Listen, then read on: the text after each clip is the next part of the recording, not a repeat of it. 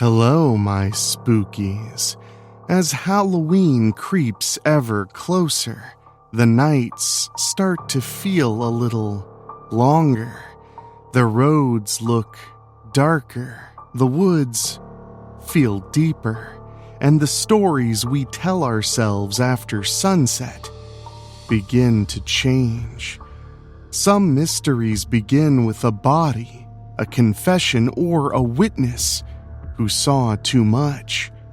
But some mysteries begin with absence, an empty settlement, a ship drifting with no crew, a phone call cut off in the dark, a trail in the snow, a stretch of wilderness where people enter and never come back. Tonight we're digging into the terrifying and true vault for a special collection of disappearances, ghost ships, lost colonies, missing people, and places that seem to swallow the truth whole. From Roanoke to the Franklin expedition, from the Mary Celeste to Angela Hammond, from the Bennington Triangle to the Dyatlov Pass, from Brandon Swanson's final call to the strange vanishings of the Alaska Triangle. These are not stories about monsters with faces, but worse, about the unknown.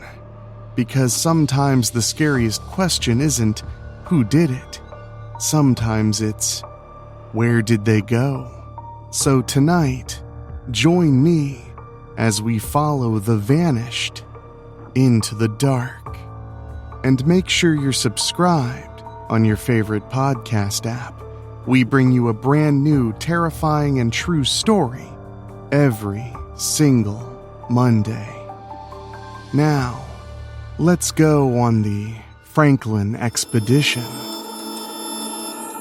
Imagine this, a flat white horizon that goes on forever, a wind that doesn't howl so much as it grinds, like the world itself is chewing on stone. The sea is frozen, but it isn't still. The ice shifts in slow, muscular pushes, cracking like gunshots and groaning like something alive.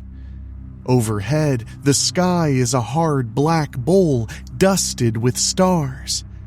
Sometimes the aurora blooms, green curtains rippling across the darkness, beautiful enough to make you forget, for a second, that beauty doesn't care whether you live or die. And down there, embedded in that ice like insects in amber, are two ships, the HMS Erebus and HMS Terror. They were built for war and refitted for the end of the world. Reinforced hulls, iron plating, steam engines, coal stoves, provisions stacked like a fortress against starvation. They carried 129 men, officers, sailors, Royal Marines, sent by the most powerful navy on Earth to finish a puzzle that had obsessed empires for centuries.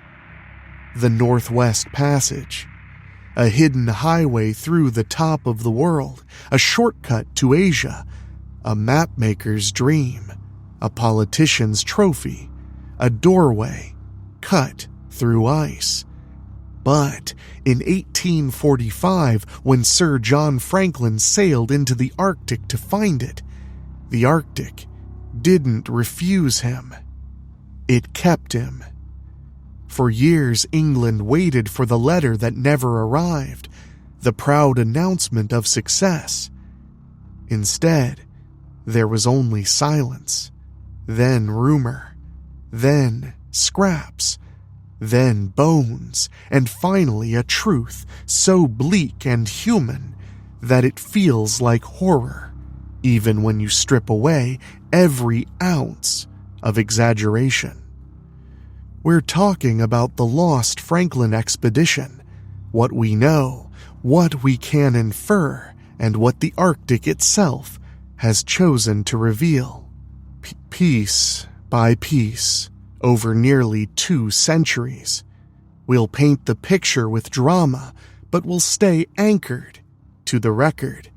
The last known note, the archaeology and the Inuit testimony that turned out, again and again, to be the closest thing anyone had to a map out of the dark.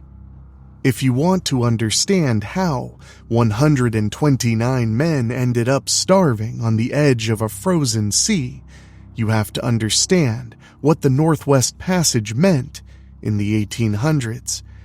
This wasn't just an adventurous detour. It was economics, pride, and imperial mythology, all tied together with rope and gunpowder. The idea was simple. Europe wanted faster access to Asia to trade, tea, silk, spices, goods that made fortunes. Sailing around Africa was long and often dangerous. If there was a sea route through the north, through the maze of islands and channels above Canada, you could cut the travel time and the cost. Whoever controlled that route would control a new artery of global power. But the Arctic wasn't a blank white space. It was a complicated place with its own logic and people who already knew it. Inuit communities had lived, traveled, hunted, and survived there for generations. The land and sea had names and stories and routes, but European maps didn't show any of that. On European charts, it was simply unknown, which is a polite word for we haven't listened. By the time Franklin sailed, the British Navy had already sent multiple expeditions north. They charted coastlines. They suffered. They learned just enough to be confident, but not enough to be safe. And there's a particular kind of danger that comes from half knowledge. You know the ice exists, but you believe you've outsmarted it. Enter Sir John Franklin. Franklin was a veteran of Arctic hardship. Earlier in his career, he'd led overland expeditions that were disasters in the most brutal way. Starvation, exposure, death. He survived and returned to Britain as a kind of stubborn symbol, a man who had endured the North and still wanted more. By 1845, he was older, late 50s, respected, famous, and depending on who you ask, either the perfect leader or a romantic choice made by people who wanted a hero more than they wanted a planner. The Admiralty gave him 2 ships and the best thinking of the age. The expedition was designed like a victory parade that happened to float. The Erebus and aptly named Terror weren't sleek new vessels built for exploration. They were bomb ships, sturdy, thick-hulled vessels originally designed to carry heavy mortars. That made them strong, and strength matters when the ocean starts turning into jagged stone. For the Franklin expedition, they were modified to survive ice, reinforced bows, internal bracing, and metal plating. They were outfitted with steam engines, converted from locomotives, and propellers that could be lifted out of harm's way. They carried coal to run them. They had heated cabins, a library. They even had musical instruments. And they had canned food, thousands of tins, because the Industrial Revolution had given Britain a new miracle, food that could be preserved and shipped anywhere. They also carried something far less visible. Assumptions. The assumption that technology could flatten nature into a problem to be solved. The assumption that British discipline could substitute for local knowledge. The assumption that the Arctic, like the rest of the world, would eventually yield to a flag. Franklin sailed with 129 men. Among them were Captain Francis Crozier, a seasoned polar navigator who commanded Terror, and Commander James Fitzjames, Franklin's second-in-command and captain of Erebus. These were competent officers, not amateurs. The crew included men with experience in cold climates. But experience is not immunity, and the North has a way of turning competence into tragedy if the math doesn't work out. On May 19th, 1845, the expedition left England. They stopped in Greenland to take on additional supplies and livestock. By late July, they were seen by whalers in Baffin Bay, the last confirmed European sighting. Then, they sailed into the maze. We know that Franklin's ships wintered at Beechey Island in 1845 through 1846. That fact is carved into the ground because 3 of the men died and were buried there. Their graves, simple, stark, are the first true punctuation mark in this story. At this time in history, a few deaths on an Arctic expedition might not have seemed extraordinary. The cold kills, illness happens, so do accidents. But those 3 graves are an early warning that something was already going wrong. Maybe it was tuberculosis. Maybe it was pneumonia. Maybe it was the beginning of the nutritional deficiencies that would later cripple the entire expedition. Maybe it was all of it at once.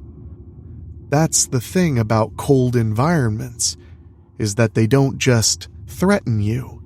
They amplify every threat. A cough becomes a crisis. A cut becomes a death sentence. A month of poor nutrition becomes a slow demolition. Beechey Island is where you first feel the shift. The expedition is still on its intended path. Hope still exists, but the Arctic has already taken its first payment.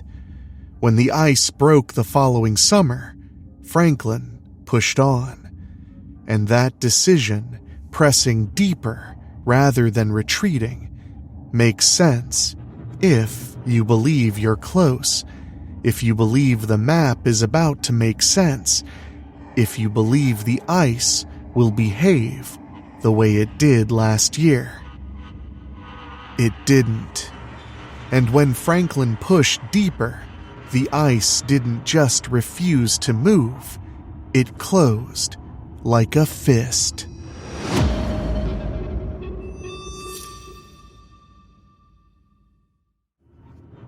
In September of 1846, Erebus and Terror became trapped in pack ice off the northwest coast of King William Island, near a narrow stretch of water called Victoria Strait. They would remain trapped there for the next year and a half. Really, let that sink in. An entire year and a half of immobility. 2 ships locked in place, surrounded by a frozen ocean that refuses to loosen its grip. The men could move within the ships and onto the ice, but the expedition's purpose, travel, was gone. Their world shrank to a floating wooden box and a landscape of ice ridges and lethal cracks. At first, they would have rationed calmly. The Admiralty had planned for multiple years, but planning on paper and surviving in reality are different things. In the Arctic, the calendar can betray you. Spring can arrive late, summer can be brief and weak, and if you count on a thaw that doesn't come, your supplies stop being provisions and start being a countdown. This is where the Franklin story becomes claustrophobic. We tend to imagine the Arctic as open, vast, and spacious, but when you're trapped in it, it becomes the opposite. The ice closes in, the darkness lasts, the air inside the ship grows stale. The men breathe the same air, eat the same food, listen to the same creaks of wood and pressure, and over time, bodies begin to fail.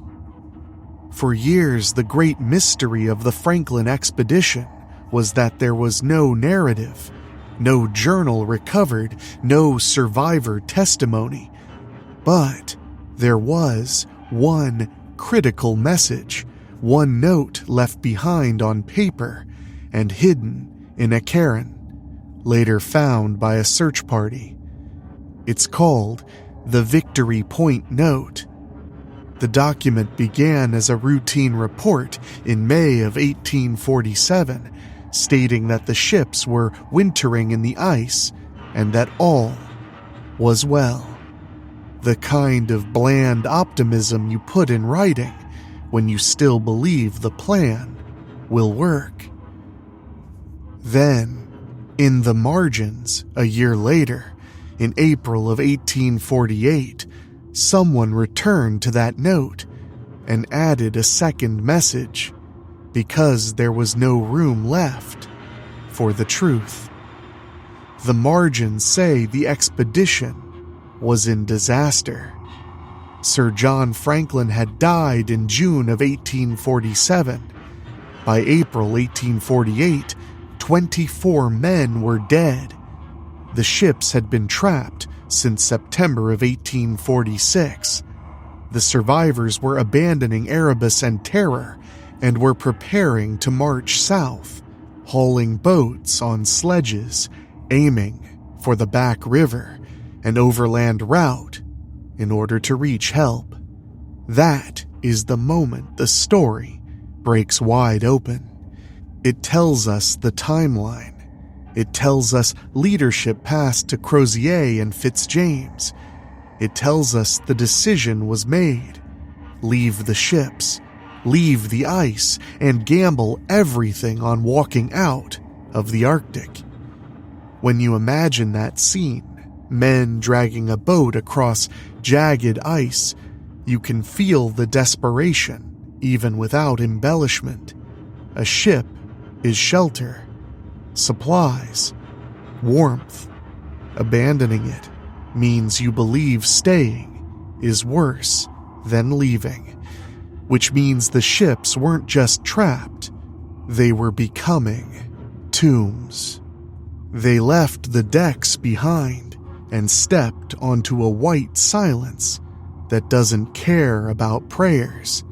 South was the only direction left, and the ice was about to show them what south costs. And here's where the story shifts in a way that matters. Because for a long time, the British narrative treated the Arctic as if it were empty. But it was not empty. People were there, watching, remembering, and later telling searchers what they had seen. Inuit witnesses reported seeing groups of white men traveling south, struggling, thin, exhausted. They described ships trapped in ice. They described a camp. They described bodies. They described a scene that would scandalize Victorian Britain. Starvation so severe that the men began cutting flesh from the dead. When John Ray, a Hudson's Bay Company doctor and explorer, returned to Britain in 1854 with Inuit testimony and Franklin expedition artifacts, silverware, and personal items, his report should have been treated like gold. It was the closest thing to an answer that anyone had. Instead, it was treated like an insult. Victorian society could imagine British men dying heroically. It could imagine them freezing with dignity. It could not imagine them becoming human in the ugliest way possible. Lady Jane Franklin and prominent voices attacked Ray's report, questioning Inuit credibility and suggesting murder or exaggeration. The reaction did two things. It delayed the acceptance of what likely happened, and it pushed Inuit testimony into the category of folklore rather than evidence. But the Arctic has a brutal way of settling arguments.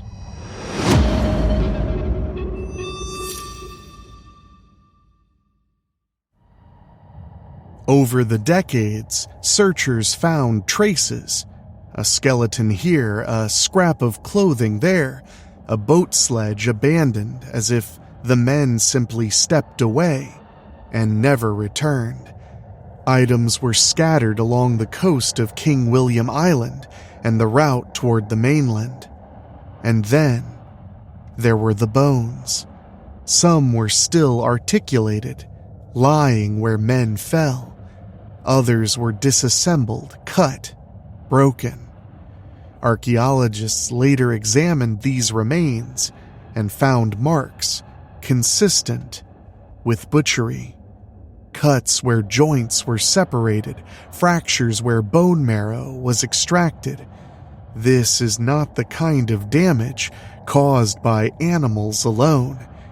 It's the kind of damage caused by tools in human hands. Cannibalism is a stomach-turning word, as it should be. But in this story, it isn't presented as sensational horror. It's presented as a last resort that speaks to how completely the plan had failed. When people reach that point, the expedition is no longer a mission. It's a collapse. And collapse doesn't happen for one reason. It happens because multiple systems fail at the same time. So, what were those failures? The Franklin expedition's demise has been studied like a forensic puzzle. Over time, several contributing factors have emerged, not as neat answers, but as overlapping weights that pulled the men under. First was scurvy. Vitamin C deficiency can cripple a crew. Gums bleed, teeth loosen, old wounds reopen. Fatigue becomes crushing. In an environment where every movement costs calories, weakness becomes fatal. Arctic expeditions had battled scurvy for centuries. Franklin's expedition carried anti-scorbutics, but the effectiveness, storage, and supply were limited. If scurvy took hold, it would have turned strong sailors into men who could barely stand on their own. Second was starvation and cold. Even with provisions, an icebound expedition burns calories at an alarming rate. Heating the ships requires fuel, hunting requires strength, and if the ice doesn't release you when you planned, you're not just stuck, you're outlasting your food. And third, lead poisoning. In the 1980s, researchers exhumed the 3 Beechy Island bodies, preserved in permafrost. Tests revealed elevated levels of lead in their tissues. That finding sparked a major theory. The crew may have been slowly poisoned by lead solder used to seal the canned food, or by lead in the ship's water systems. Lead poisoning can cause cognitive impairment, weakness, gastrointestinal issues, and mood changes. In an Arctic crisis, even a mild decline in judgment can become catastrophic. It's important to be cautious here. Lead poisoning alone doesn't explain everything. It may have weakened them, impaired decision-making, and made them more vulnerable to other problems. But the expedition likely died from a combination of factors: nutrition, disease, weather, and relentless ice. And the ice isn't just a background setting. It's a mechanism of death. It removes mobility, it delays rescue, it turns distance into a wall. Which brings us to the most haunting question. What happened to the ships after they were abandoned? For a long time, we didn't know. Then, the Arctic gave them back. In the 21st century, Canada intensified the search for Franklin's ships, combining technology, sonar, underwater archaeology, with something that should have been valued from the beginning: Inuit knowledge. In 2014, HMS Erebus was found in Wilmot and Crampton Bay. In 2016, HMS Terror was found in Terror Bay. The details of those discoveries matter because they underline a theme in this case. What was dismissed as story turned out to be the truth. Local Inuit had spoken about a ship in a particular place. They had seen wood in the ice. They had passed down information from elders, and when researchers finally listened, the ships were there. The wrecks were astonishingly preserved. Cold water slows decay. Silence holds things in place. Inside those ships, objects remain like they were paused mid-life. Equipment, bottles, tools, personal items. The wrecks are not just historical curiosities. They are evidence waiting to be read. And the wrecks also complicate the narrative, because Terror was found in a location that suggests it traveled, drifted, or was moved after abandonment. That raises new questions. Did some men return to the ship? Did a smaller group attempt to sail it? Did the ship break free at some point and simply drift away from the original trap? These are open questions. What we can say is that the wrecks confirm something eerie. The expedition's story didn't end in one dramatic moment. It ended in stages, like a flame slowly extinguished. And that silent vanishing became a scandal.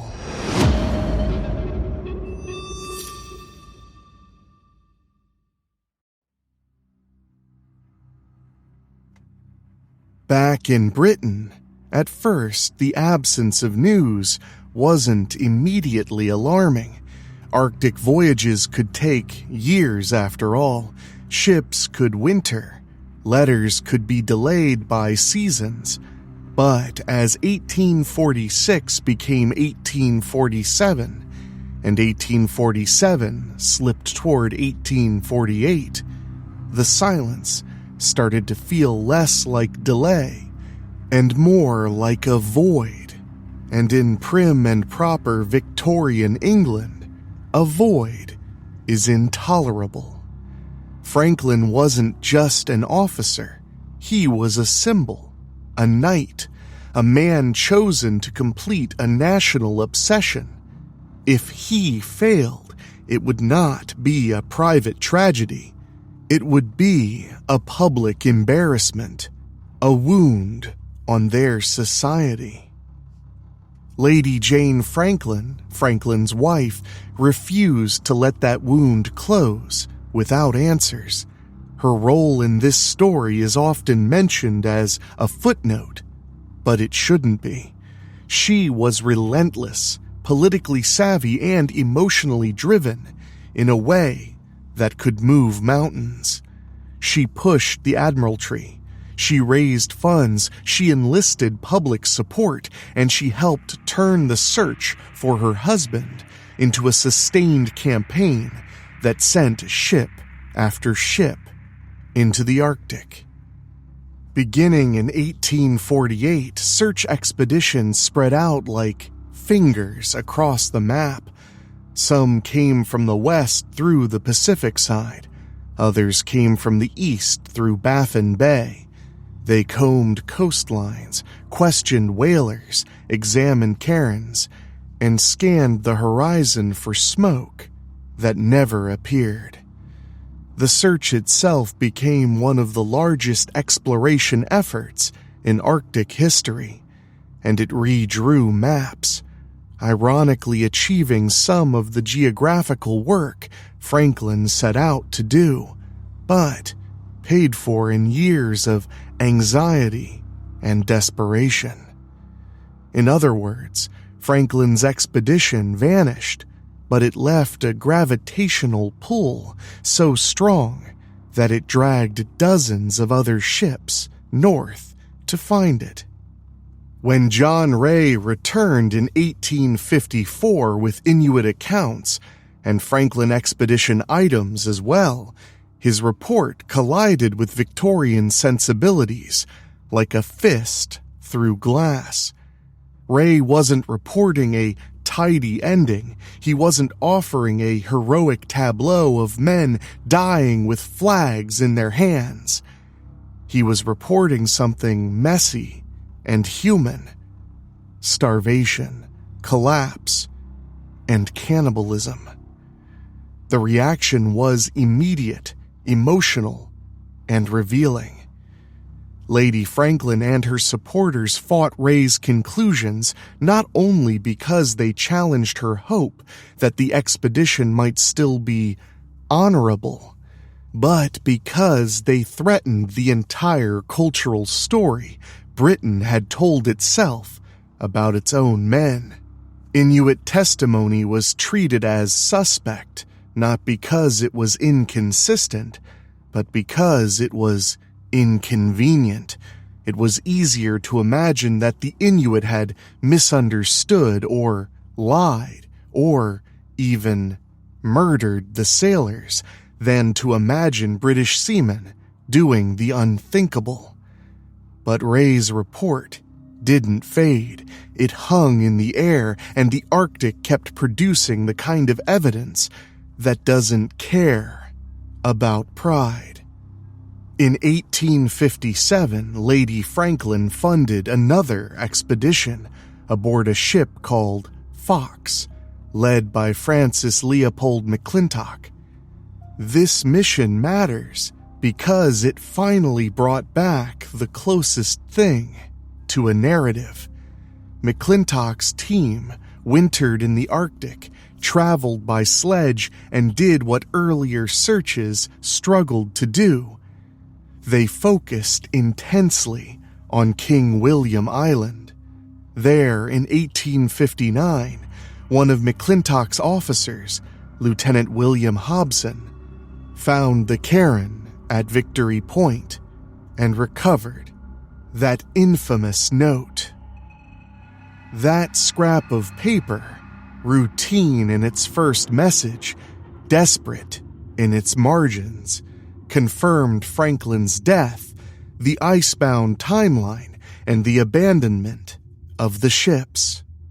It didn't answer everything, but it ended the most agonizing uncertainty. There were no survivors. The expedition had become an absence long before Britain had admitted it. McClintock's men also found a boat on a sledge, an image so strange it became iconic. A ship's boat dragged inland, filled with relics, equipment, books, odds and ends that suggest the men were still thinking like sailors and officers, still clinging to order and procedure, even as the world turned against them. The boat site and others like it made one thing painfully clear: the march south was not a clean retreat. It was a slow unraveling. Those 3 beachy island graves early in the story, easy to treat as a small tragedy, became a cold mirror decades later when scientists returned to them. The bodies were preserved so well by permafrost that their faces could still be seen. Their hair, their skin, their hands.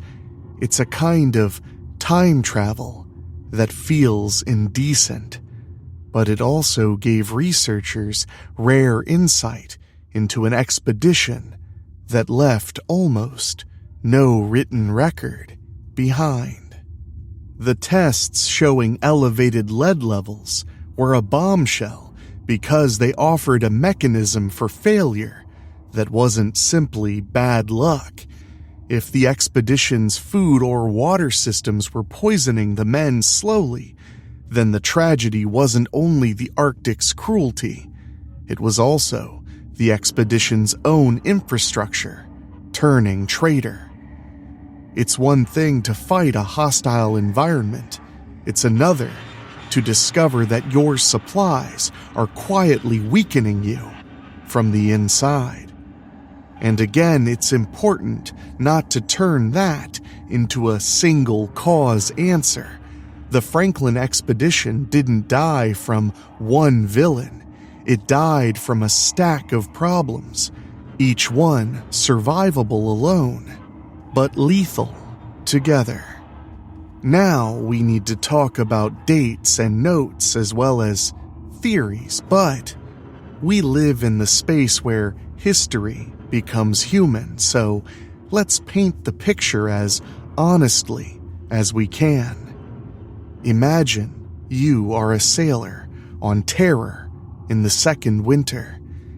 You wake up and your breath smokes in the air.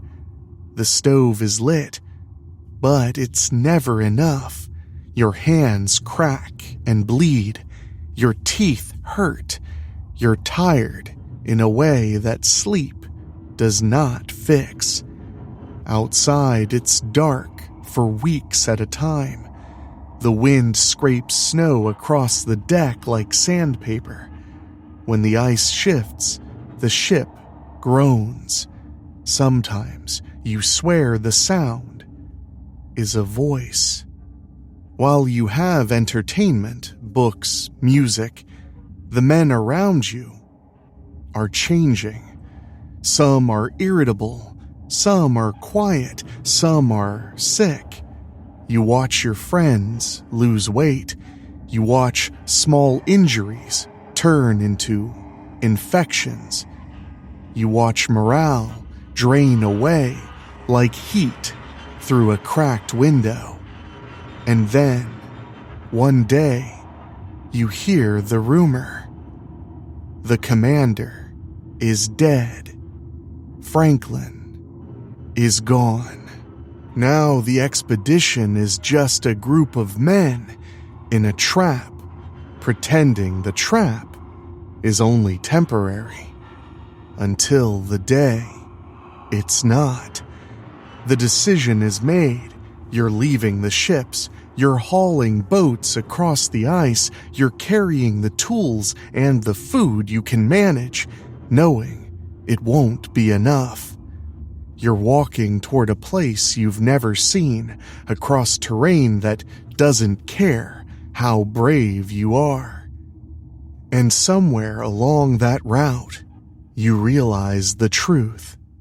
You're not walking out. You're walking into a story no one will believe.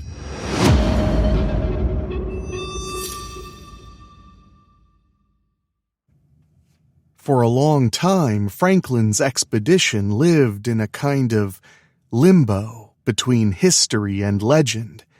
In Britain, it became a moral tale about courage, sacrifice, and empire. In Canada, it became part of the broader story of Arctic sovereignty and exploration. And among Inuit communities, it remained what it had always been. Something witnessed, remembered, and told.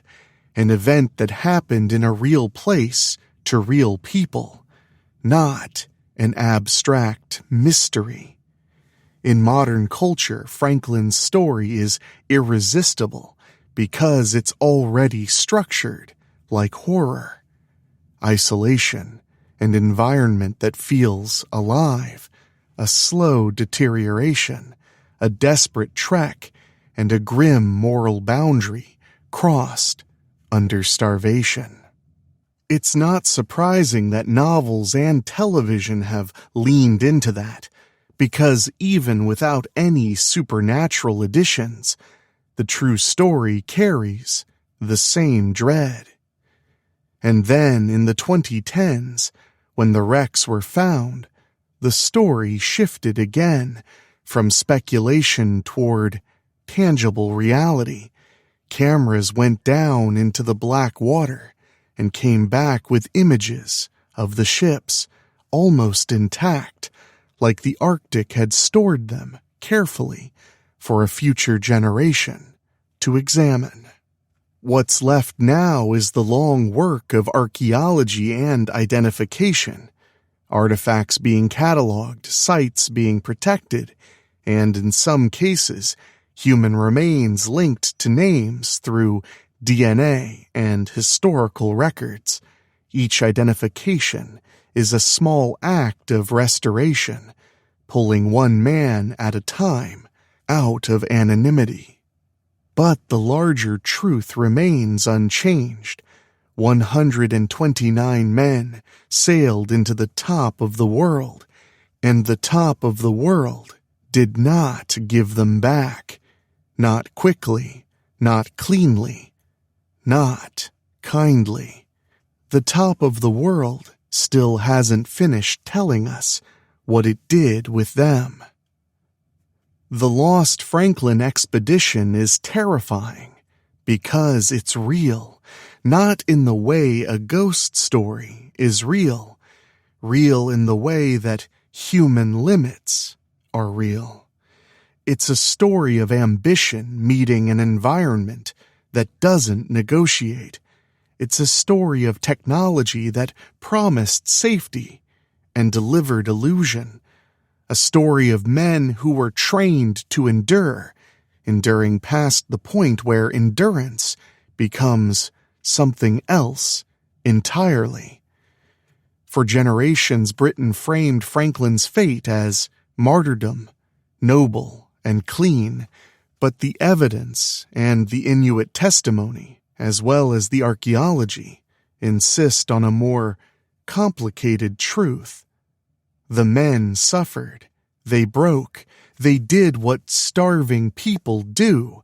They died, one by one, and the Arctic erased their names as easily as it erased their footprints. And yet, the story didn't disappear forever. It lingered in oral history. It waited in the cold. It surfaced in artifacts. It slept in 2 wrecks beneath black water until sonar and persistence and community knowledge brought it into the light. So, what do we do with this story now? We tell it with respect for the dead and with humility for the place that killed them. We acknowledge where the record speaks and where it goes silent. We remember that the Arctic wasn't empty. We remember that Inuit witnesses were not a footnote. They were the closest thing Franklin's men ever had to a witness stand. And if you ever find yourself looking at a map of the far north, tracing a finger through the labyrinth of islands, it's worth remembering. Those lines were drawn with loss. Somewhere out there, beneath ice and water, the Arctic still holds things we haven't found yet. It holds artifacts and clues, and the last private thoughts of men who sailed into the white, thinking they were entering a passage, when they were entering a grave. And the grave, for a very long time, kept their secret. Somewhere beneath the black water, in the dark of a ship that never made it home, the Arctic is still keeping their secret.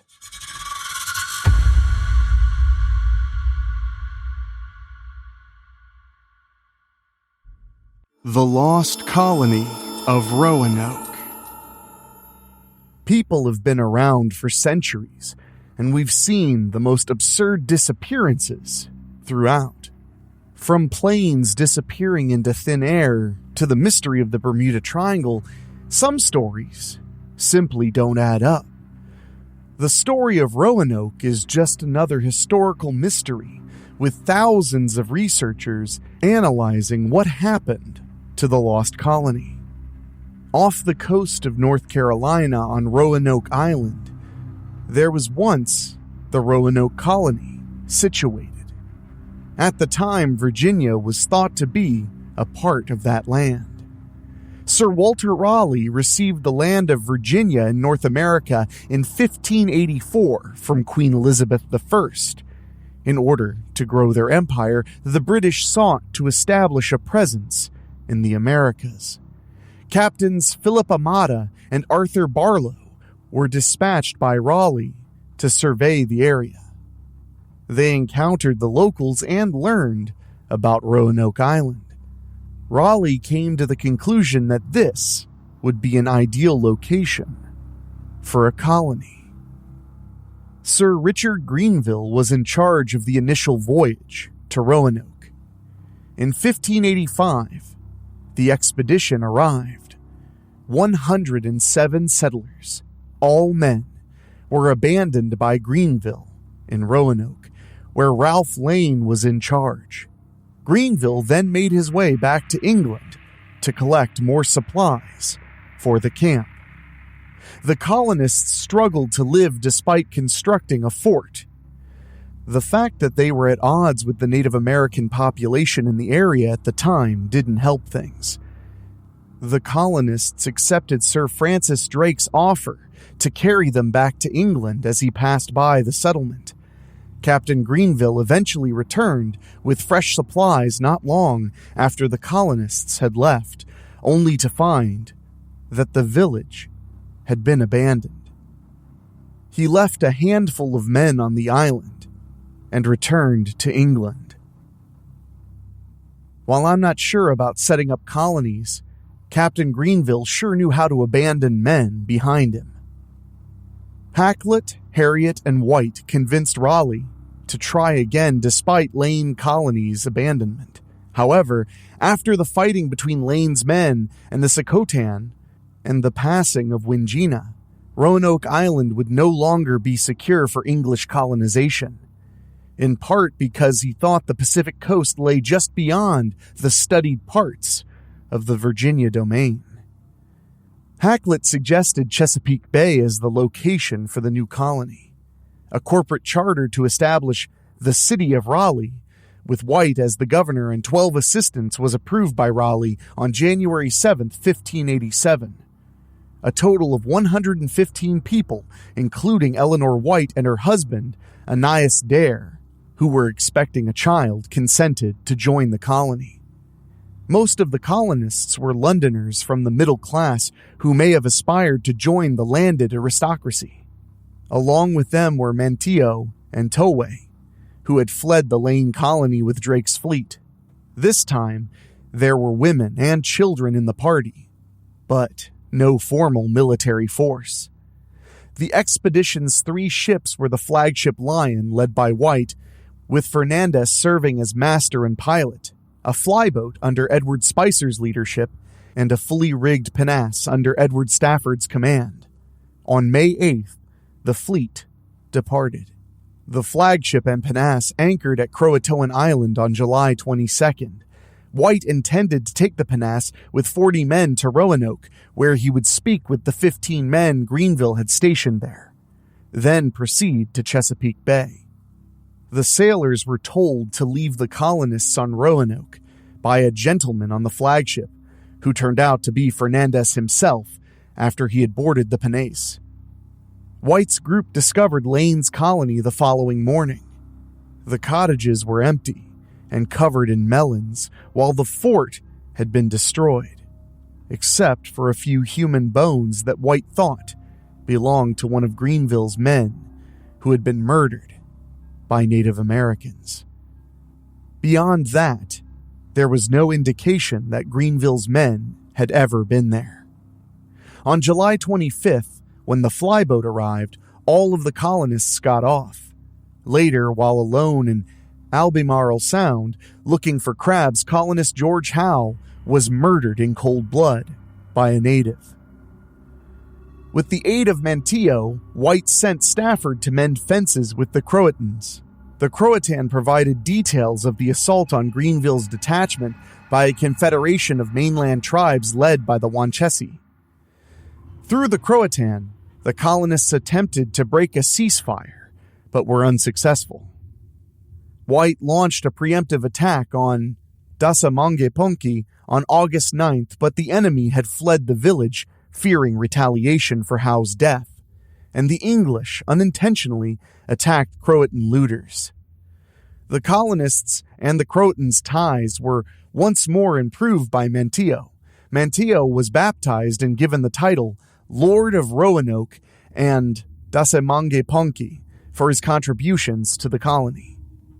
Eleanor Dare gave birth to a daughter on August 18, 1587, who was given the name Virginia, in recognition of being the first Christian born in Virginia. Records show that Marjorie Harvier gave birth soon after, but no other information is available about the infant. The colonists had made the decision to go 50 miles up Albemarle Sound by the time the fleet was getting ready to head back to England. In order to convey the colony's dire circumstances and request assistance, the colonists persuaded Governor White to travel back to England. On August 27, 1587, White grudgingly decided to go with the fleet. On November 5, 1587, White arrived back in England after a challenging journey. By this point, news of the Spanish Armada preparing an assault had reached London, and Queen Elizabeth had forbidden any able ship from securing a passage out of England in order to take part in the upcoming conflict. White was allowed to follow Greenville on a resupply ship when he was given permission to lead a fleet into the Caribbean to battle the Spanish over the winter. Unfavorable winds held the fleet in port until Greenville got new instructions to remain and defend England, delaying the fleet's scheduled launch in March of 1588. The Brave and the Roe, 2 of Greenville's fleet's smaller ships, were deemed unfit for battle, and White was given permission to carry them to Roanoke. On April 22nd, the ships sailed away, but in an effort to increase their profits, the captains of the ships made repeated capture attempts of Spanish vessels along the way. They were attacked on May 6th by French seafarers, or possibly pirates, in the vicinity of Morocco. The Roanoke-bound goods were robbed, over 24 crew members perished, and the ships were forced to head back to England. England kept the shipping restriction in place after the Spanish Armada was routed in August in order to concentrate its efforts on putting together a counter-armada to attack Spain in 1589. It would take White until 1590 before he was given the go-ahead to attempt another resupply. Since at least 1605, many have speculated that the vanished colonists might have blended in with the local Native American tribes. If this integration was effective, the colonists would eventually run out of European resources, ammunition, clothing, and the like, and abandon European culture, such as their language, manner of dress, and their style of agriculture, as the Algonquin way of life became more practical. Europeans of the colonial era noticed that many persons who were taken away from European civilization by Native Americans for protracted periods of time, even if they were captured or made slaves, were unwilling to return, whereas the opposite was very rarely true. The Algonquin way of life being, in many ways, preferable to colonial life for Europeans. Therefore, it makes sense to assume that if the colonists were integrated, neither they nor their offspring would desire to rejoin the following English settlers. Most historians today think that this is the most likely explanation for what happened to the colonists who survived. This raises the question of which tribe, or tribes, the colonists eventually integrated into. Despite the fact that there is only circumstantial proof, it is commonly acknowledged that the Croatan were the 18th century Hatteras' relatives. The current Hatteras tribe claims to be descended from the lost colonists and the Croatans. As early as 1607, there are accounts of pale-skinned, blonde-haired individuals among several Native American tribes. Although the lost colonists are sometimes blamed for this, it may be simpler to explain by the considerably great incidence of albinism among Native Americans compared to those of European heritage. According to Dawson, from 2020, who put forth the idea, the colonists and the Croatans most certainly merged, and any other explanation was fabricated. The puzzle was solved, but this finding has come under some scrutiny. Archaeologist Nick Lucchetti wrote, quote, "I have not seen any evidence at Croatan of artifacts that indicate the Englishmen were living there." Professor of Archaeology Elaine Outlaw described Dawson's conclusion as, quote, "storytelling, not evidence-based information." Furthermore, Dawson's 2020 book, The Lost Colony in Hatteras Island, explicitly acknowledged that there was no conclusive proof that the colonists had blended in with the tribe. In addition, the book was not peer-reviewed, which left the issue unanswered despite the sensationalist headlines that greeted its publication. It is said in local lore in Dare County that the area that is now the Alligator River National Wildlife Refuge once housed a town called Beachland that was abandoned. A link to the lost colony has been suggested by accounts of miniature coffins in the vicinity, some of which contained Christian markings. Engineer Philip McMullen and amateur anthropologist Fred Willard came to the conclusion that Walter Raleigh sent the colonists to the Alligator River in 1587 to gather sassafras based on these traditions. All documents indicating that the colony was headed for Chesapeake Bay and that England had lost communication with the colony were purportedly fabricated to hide the operation from Spanish operatives and other prospective rivals. By 1597, quietly reestablishing communication with the colony, Raleigh, according to McMullen, was merely picking up the colonists' harvests on his sassafras mission. According to this theory, the colony wasn't actually abandoned until Raleigh died in 1618 and the location of the colony became public knowledge. McMullen contended that, at the moment, the colonists at Beachland would have started assimilating with the Croatans. This theory is mostly based on oral tales, unverified Beachland reports, and a map from 1651 that shows a sassafras tree close to the Alligator River. The idea that Raleigh built a sassafras plantation in 1587 to take advantage of a sharp rise in crop prices in order to swiftly make up for the high cost of the failed 1585 colony is, to put it mildly, seriously flawed. The suggested financial justification ignores the fact that Richard Grenville's privateering paid for the expedition's expenses in 1585. Additionally, sassafras prices did not soar in value until the late 1590s, a long time after the colony's founding in 1587. P. Green discovered that Spanish archives from the time period contained numerous references to Raleigh and his settlements while gathering information for a 1937 stage play. Before White's colonists had even landed, Spanish armies had learned of English plans to create a new base in Virginia in 1587 and were hunting for it. The majority of North America was included in the Spanish Empire's Florida claim, and they did not acknowledge England's right to colonize Roanoke or Chesapeake Bay. Given the Spanish's 1565 capture of Fort Caroline, the colonists probably understood the danger they posed. But as late as 1600, the Spanish were still looking for the colony in Chesapeake Bay, indicating that they were likewise unclear of what had happened to it. With a history of colonization attempts and battles fought locally with other tribes, it is quite surprising how the vanished colony has near no signs of existence today. Historians have been able to dig out names and origins of the colonies and the colonists, trying to gain control of the land, but interestingly enough, the colony itself truly has vanished. With all the theories of the lost people and the question mark of a colony, the deeper you dig, the more questions one must contend with.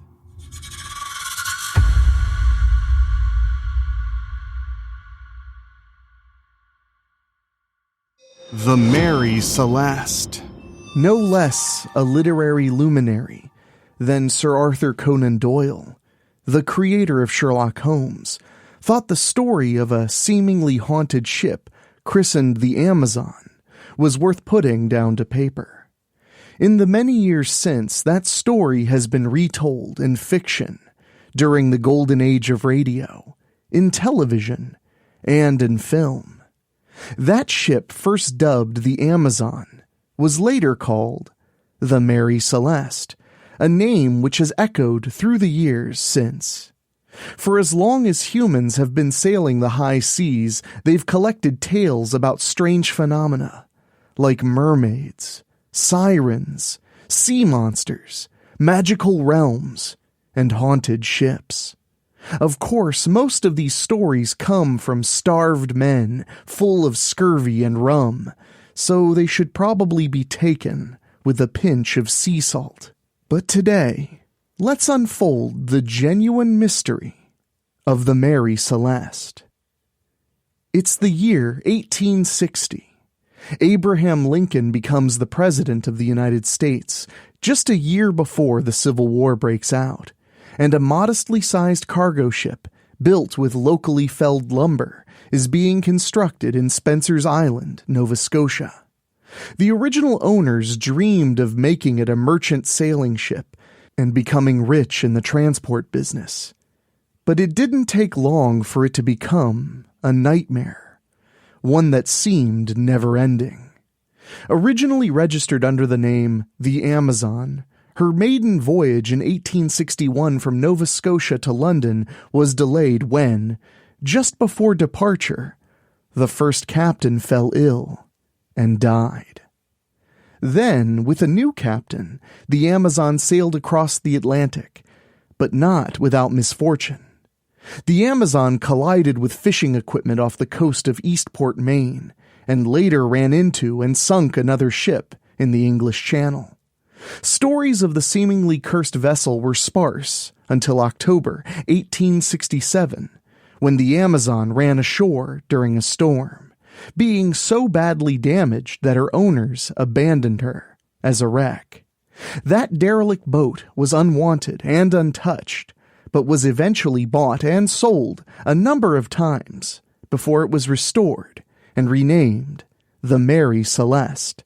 It was the 4th of December, 1872. In the preceding months, Mount Vesuvius had erupted in Italy, and the first ever FA Cup final had been held in England. A week later, a meteorite would strike the earth near a small town called Banbury. But none of this mattered to Captain David Morehouse, commander of the Canadian ship De Gratia, as he stared through his telescope at a vessel on the horizon drifting aimlessly in the North Atlantic Sea. Morehouse knew the boat. It was the Mary Celeste, a cargo ship that had left New York 8 days before him, loaded with about 1,700 barrels of denatured alcohol. Denatured alcohol is not a drinkable substance, as it has an alcohol content between 70 and 99% and is used as a solvent, cleaning agent, disinfectant, and fuel. Those who mistakenly think otherwise find themselves blind or dead. When Captain Morehouse spied the ship floating in the open sea, he realized the Mary Celeste should have already arrived in Genoa, Italy, having left much earlier. The captain thus changed course to investigate. When members of the De Gratia crew boarded the Mary Celeste, they found her deserted, but with no indications of where everyone had gone, or, more importantly, why. There were no signs of fire, violence, or a struggle. The sails were in bad shape, some missing altogether, and the rigging was damaged and hanging out of place. The main hatch still had its cover on, but the covers of the hatches at the front and back of the boat, fore and aft in sailing terms, were off and lying beside the other hatches on the deck. The cargo of industrial alcohol was untouched. About 3.5 feet of water sloshed around the cargo hold, which was a significant amount, but not alarming. Someone had disassembled one of the 2 pumps, but the vessel was still perfectly seaworthy. The other thing of importance missing was the lifeboat, but the crew's belongings were still in their quarters, and there remained enough food and water on board to last another 6 months. Most of the ship's papers were missing, along with the captain's navigational instruments, but in the mate's cabin was the ship's logbook. Its final entry was dated 8 a.m. on November 25th, 10 days earlier. That final logbook entry placed the Mary Celeste within sight of Santa Maria Island in the Azores, a small group of volcanic islands off the coast of Portugal. But by the time Morehouse and his crew discovered her, she had drifted almost 750 kilometers to the east. In all, 10 people were missing from the Mary Celeste, including Captain Benjamin Spooner Briggs, his wife Sarah, and the couple's 2-year-old daughter Sophia, as well as 7 crewmen. It's worth noting, Briggs was a part owner of the boat and an extremely experienced skipper. He had handpicked his crew, and they were all regarded as first-class sailors. Overall, a seasoned team and not the type to abandon ship without a serious reason.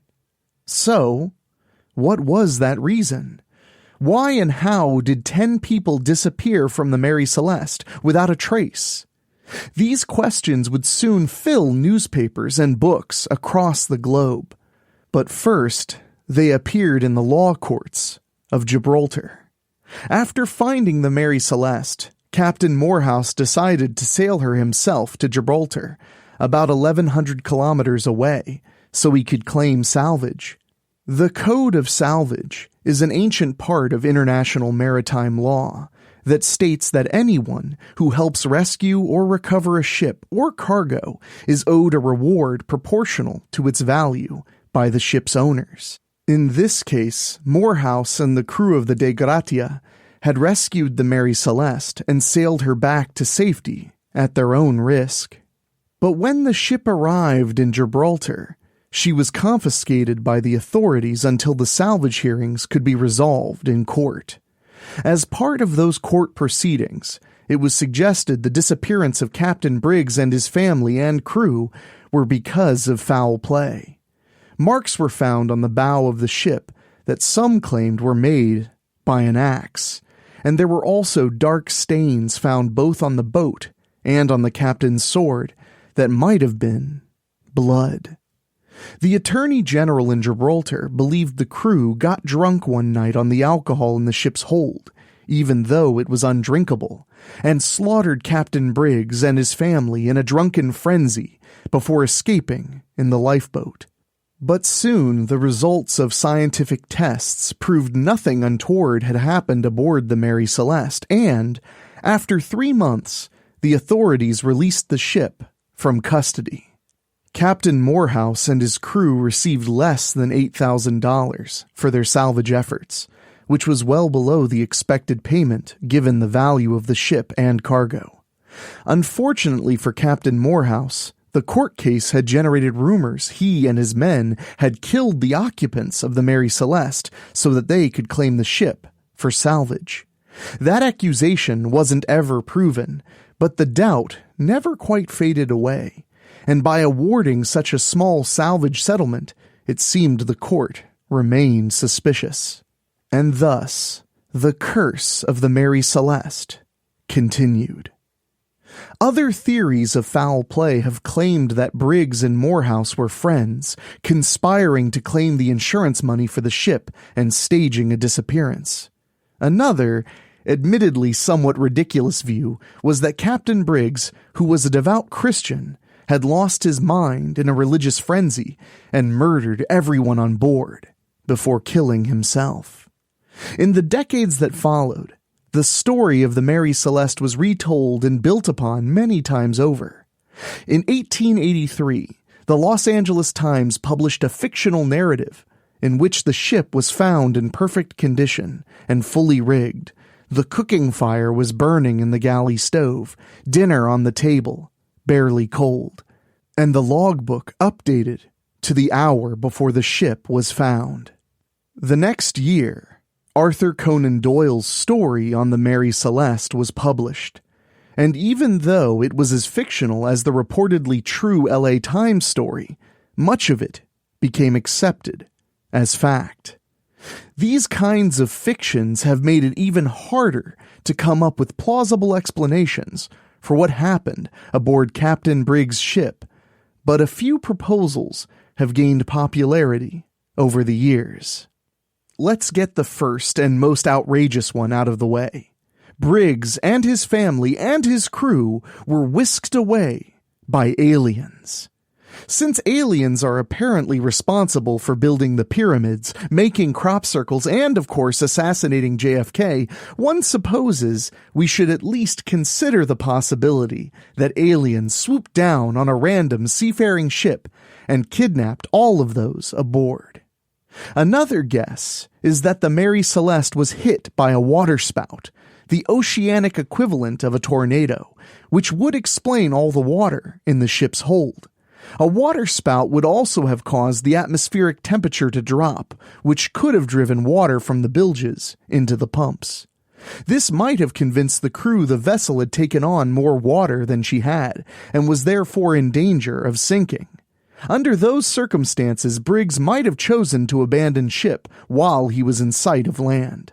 Building on the theme of natural disasters, other commentators have theorized that an earthquake on the seabed, known as a seaquake, may have generated enough turbulence aboard the Mary Celeste to cause the spillage of alcohol and the release of ethanol fumes. That would potentially explain the hatches, which might have been opened in an attempt to air out the cargo hold. It would also tie in with the 9 empty barrels that were found on board. If there had been a buildup of fumes, Briggs would have been concerned, and that concern might have been elevated by rumblings from the cargo hold, the smell of fumes, and perhaps even an explosion. In that case, Briggs and his crew might have climbed into the lifeboat, attached it to the ship, and allowed themselves to float behind at a distance. That seems like a reasonable enough response to the situation, but one has to question the sense in tying yourself to something you think might explode, especially since a lifeboat in the open ocean is far from a safe place to be. Some experts suggest the Mary Celeste would have been a safer bet than the lifeboat, even if she had suffered an explosion, and that Briggs would have been a fool to abandon ship. But the alcohol explosion theory had a lot of support at the time, and gained some credibility from later reports of ships whose cargo had exploded under similar conditions. It was also noted the 9 empty barrels were made of red oak, unlike the other barrels which were made of white oak. Red oak is more porous than white oak, and it's possible some of the alcohol may have seeped out of the barrels, filling the cargo hold with more toxic fumes. The main argument against the idea that the Mary Celeste's crew were trying to escape an explosion was that no scorch marks or evidence of an explosion were ever found. But in 2006, an experiment carried out by Dr. Andrea Sella of the University College London showed that such an outcome was perfectly possible. Sella built a replica of the Mary Celeste's hold with paper cubes to represent barrels, and then used butane to generate the type of explosion that would have happened had alcohol fumes in the hold ignited. The results showed a massive explosion with no burning, no scorching, and no soot left behind. According to Sella, the trapped gas created a pressure wave type of explosion with a spectacular surge of flame, followed by relatively cool air. Such an eruption would have been enough to blow open the hatches. To many, an alcohol-fueled explosion and a desperate evacuation is the most logical and scientifically sound explanation of what happened to those aboard the Mary Celeste. But forensic researcher Anne McGregor thinks there's more to the story. After cross-referencing notes from the salvage trial with the ship's log and oceanic data from the time, McGregor concluded Briggs' instruments were probably damaged because his measurements appeared to be wrong. He was actually 120 nautical miles west of where he thought he was. It seems the ship had experienced bad weather the night before the final logbook recording, and with the pumps broken, perhaps due to coal dust buildup from a previous cargo, the crew had no way to measure how much water had been taken on in the rough seas. If Briggs suspected there was too much water on board, he would have had a decision to make. If he pressed on, he knew they wouldn't see land for hundreds of miles. So if there was a possibility the ship was sinking, their best chance would be to head for Santa Maria Island, which by his faulty calculations was nearby, while they still could. That might not have been the best decision, but it wouldn't have been crazy. One issue with many of these theories is that Captain Briggs not only abandoned his ship, he also abandoned his logbook. If he really did think the ship was slowly sinking, he would have still had plenty of time to collect the log, or at least to scribble a quick note as to his plans. Ships' captains in the 19th century were not in the business of forgetting to make crucial entries in their logbooks, no matter the circumstances. Of course, we'll never know for sure what happened to those on board the Mary Celeste, but we do know the ship's bad run continued long after the mysterious disappearance of her crew. When the trial in Gibraltar was concluded, she sailed to Italy as originally planned to deliver her cargo before heading to New York. But by the time the Mary Celeste arrived in New York, the rumors of bloodshed, murder, mutiny, and inexplicable disappearances had circulated throughout the shipping world, and nobody wanted anything to do with the seemingly cursed ship. Eventually, the owners were forced to sell her at a considerable loss. The new owners didn't fare much better, with the ship consistently losing money, and in 1879, the Mary Celeste called into St. Helena Bay to seek medical help, when yet another captain fell sick. He died on the island shortly after in a sequence of events eerily similar to the way in which the ship's first captain had died.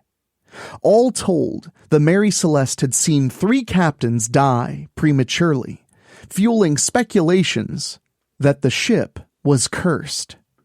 6 years later, luck still hadn't improved, and the desperate skipper, Captain Parker, conspired with a group of shippers in a crooked plot to finally make some cash on what had been truly a terrible investment.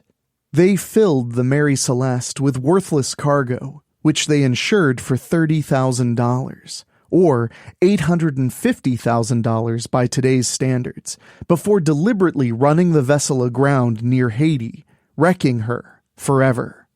Investigations by the insurance company revealed the attempted trickery, and Captain Parker and his accomplices were soon facing trial in Boston for conspiracy to commit insurance fraud. Parker was also charged with willfully casting away a ship, a crime known as baratry that used to be punishable by death. Luckily for the captain, he avoided the death penalty, and the jury was split on the crime of fraud, so Parker went free. But his reputation was ruined, and he died in poverty just 3 months later. To continue to add to the doomed legacy, one of his fellow defendants went mad, and another killed himself. Even under normal circumstances, this would be an almost unbelievable chain of events. But looking back, it seemed very little was normal about the Mary Celeste, or those who came in contact with her. Perhaps it's for the best that the Mary Celeste now lies in a permanent, watery grave at the bottom of the ocean.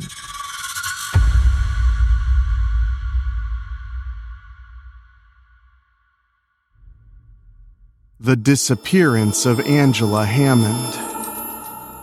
In the quiet town of Clinton, Missouri, life was simple, predictable, until the night Angela Hammond vanished without a trace. The 20-year-old college student, known for her warm personality and bright future, made a routine call from a payphone, never to be seen again. What began as an ordinary evening took a chilling turn when she described a suspicious truck circling the block. Moments later, her terrified screams echoed through the phone line, leaving her fiancé, Rob Schaefer, desperate to save her. The frantic chase that followed only deepened the mystery. Rob spotted the truck speeding away and pursued it, only to have his car break down, forcing him to watch helplessly as Angela disappeared into the night. Despite an intensive investigation, no trace of her was ever found. Over the years, disturbing connections emerged between her case and 2 other unsolved disappearances in Missouri, raising fears that a predator was lurking in the region. With every passing year, new theories have surfaced, from the work of a serial killer to the possibility that Angela was taken by someone she knew. But despite decades of searching, one haunting question remains. What really happened to Angela Hammond? Angela Marie Hammond was born on February 9, 1971, in Clinton, Missouri, a quiet farming town in the heart of America. The community was known for its peaceful atmosphere, where neighbors looked out for one another, and crime was rare. Angela was the youngest of 4 children, born to Marcia and Ray Hammond, growing up in a close-knit and loving family. From an early age, she was known for her outgoing personality, warm smile, and infectious laughter. She had a deep love for animals and was always drawn to caring for them, embodying the kindness that made her beloved by those around her. As she entered adulthood, Angela pursued higher education at Central Missouri State University in Warrensburg, Missouri. She had dreams of becoming a teacher and was dedicated to her studies. It was during her time at the university that she met Rob Schaefer, a fellow student. The two quickly formed a strong connection and became inseparable, Rob had been a standout athlete in high school, and his charm and dedication to Angie made their relationship feel like a perfect match.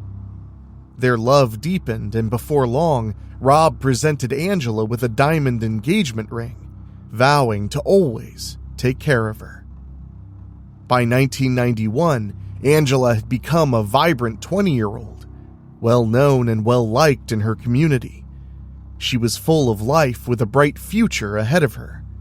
Rob, deeply committed to their relationship, shared dreams of a future together, filled with love and stability.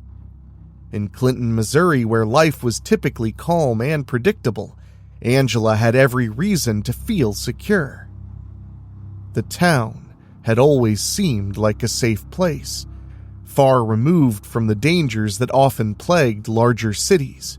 But, in an instant, that sense of security was shattered.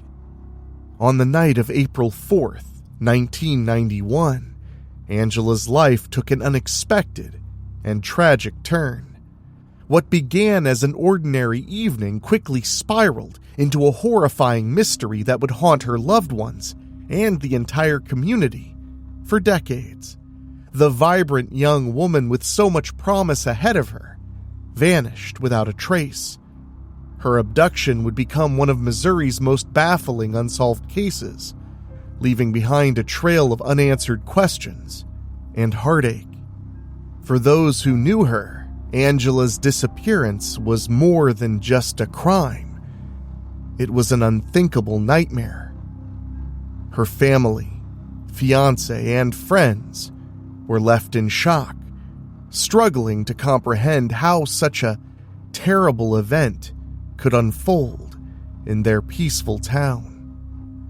The fear that followed would change the community forever, proving that even in the quietest corners of America, tragedy could strike without warning. The investigation into Angela's disappearance would uncover chilling details. But despite years of searching for the truth, the case remains unsolved. What really happened to Angela Hammond that fateful night? And could there still be answers waiting to be discovered? On the evening of April 4th, 1991, Angela had attended a barbecue before taking Rob home. They had spent the evening together, enjoying each other's company, before she dropped him off. It was around 10 p.m. when Angela told him she would call him later that night, once his mother returned home. Rob had to stay at the house to watch his younger brother, but as soon as his mother arrived, he planned to meet Angela back uptown. They had no reason to suspect that this ordinary night would soon take a horrifying turn. About an hour later, as promised, Angela called Rob from a payphone located in the center of Clinton. The phone booth was only 7 blocks from Rob's house, near her apartment. The two chatted as usual, sharing the small details of their evening. But then, in the middle of their conversation, Angela mentioned something that caught Rob's attention. An older model green Ford pickup truck had circled the block multiple times. At first, it didn't seem like a cause for concern, and Angela remained calm. However, as she kept talking, she noticed that the truck had stopped nearby, parking close to the phone booth. That was when the situation took an unsettling turn.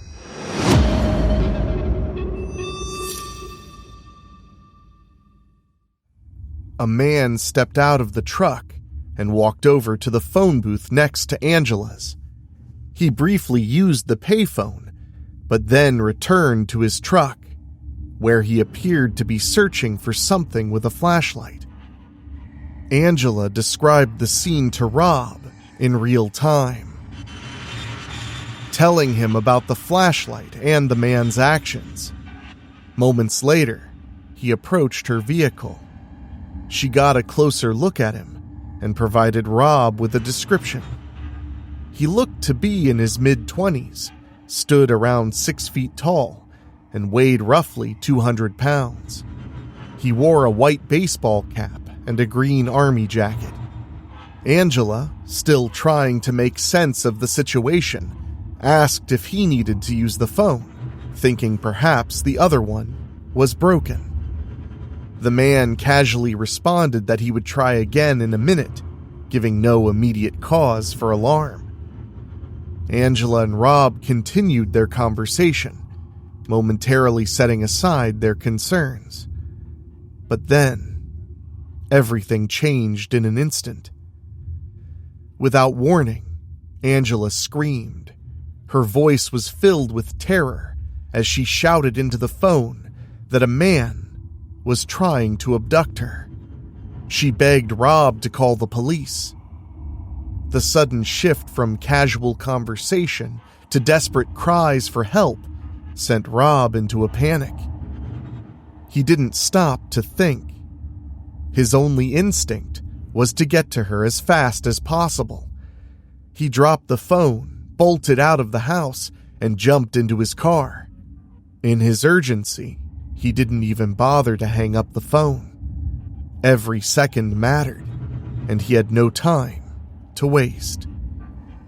As Rob sped toward the payphone, he spotted a pickup truck racing past him in the opposite direction.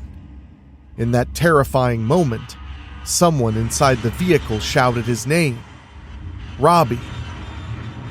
It was a chilling confirmation that Angela was inside that truck. Fueled by desperation, Rob immediately turned his car around and gave chase. He pursued the vehicle throughout downtown Clinton, pushing his car to the limit. But as he frantically tried to catch up, disaster struck. When he had aggressively thrown his car into reverse earlier, he had unknowingly caused severe damage to the transmission. Just 2 miles into the chase, the car broke down completely. Rob was forced to watch helplessly as the truck disappeared into the night, taking Angela with it. In the chaotic moments that followed, police were called, and a massive search was launched. Officers scoured the area, questioning anyone who might have seen something. Witnesses reported seeing a rust-colored van leaving the area around the same time, though it was unclear if it was connected to Angela's disappearance. Despite extensive efforts, no trace of Angela or her abductor was found. What began as an ordinary night had spiraled into unimaginable terror.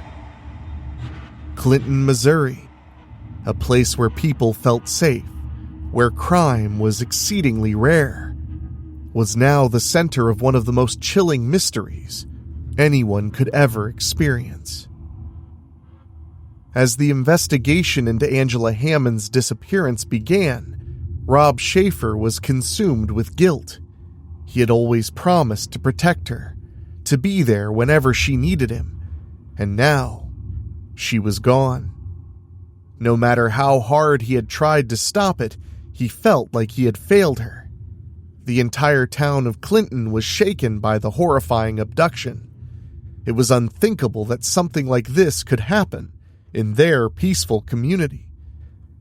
Determined to find Angela, law enforcement and volunteers launched extensive searches by both air and land.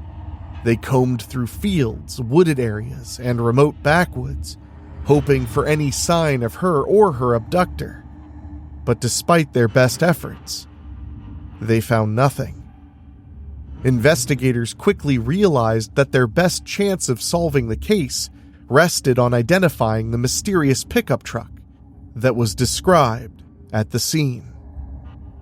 Detective Damon Parsons, the lead investigator on the case, worked closely with Missouri State Highway Patrol to conduct an exhaustive search.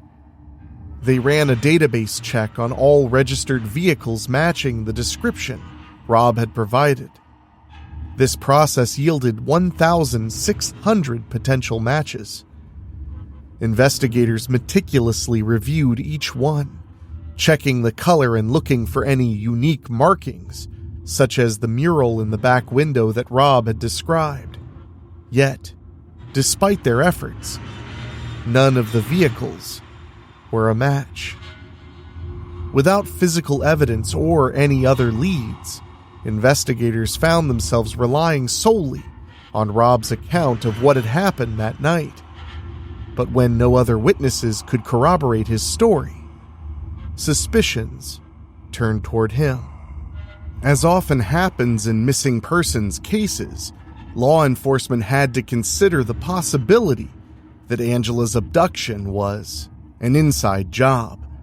Rob, being the last known person to speak with her, became a suspect. The scrutiny was agonizing for him, but he cooperated fully with investigators. Angela's mother, Marcia, never doubted Rob's innocence for a second. She was adamant that he loved Angela and had no reason to harm her. After an intense week of questioning and investigation, Rob was officially cleared of any wrongdoing. But, with no new leads, the case stalled until police began to see disturbing connections between Angela's disappearance and two other cases that remained unsolved within a 100-mile radius of Clinton. The first case had taken place just 3 months earlier in Max Creek, Missouri. On January 19, 1991, 42-year-old Trudy Darby was working alone at a convenience store when she noticed a suspicious man lurking outside. Unnerved, she called her son for help. He rushed to the store, but by the time he arrived, just 10 minutes later, Trudy was gone. 2 days later, her body was found along a riverbank 10 miles from the store. She had been shot twice in the head. A little over a month after that, on February 28th, another woman vanished under eerily similar circumstances. Cheryl Ann Kenny, a 30-year-old convenience store worker in Nevada, Missouri, went missing after closing up for the night. Unlike Trudy, Cheryl's body was never found, and she remains missing to this day. Less than a month later, Angela Hammond was abducted.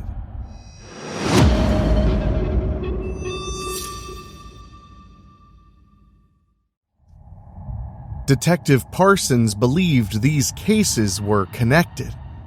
The pattern was chilling. 3 women disappearing within months of each other, all within the same region.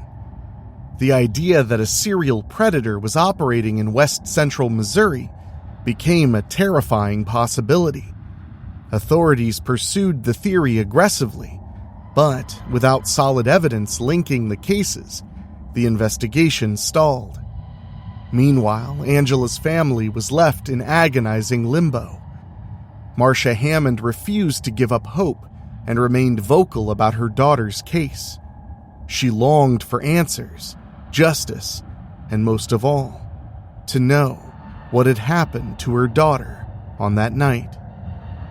Despite the relentless efforts of law enforcement and the community, Angela's fate remains unknown. Her disappearance had a profound and lasting impact on her family and the Clinton community.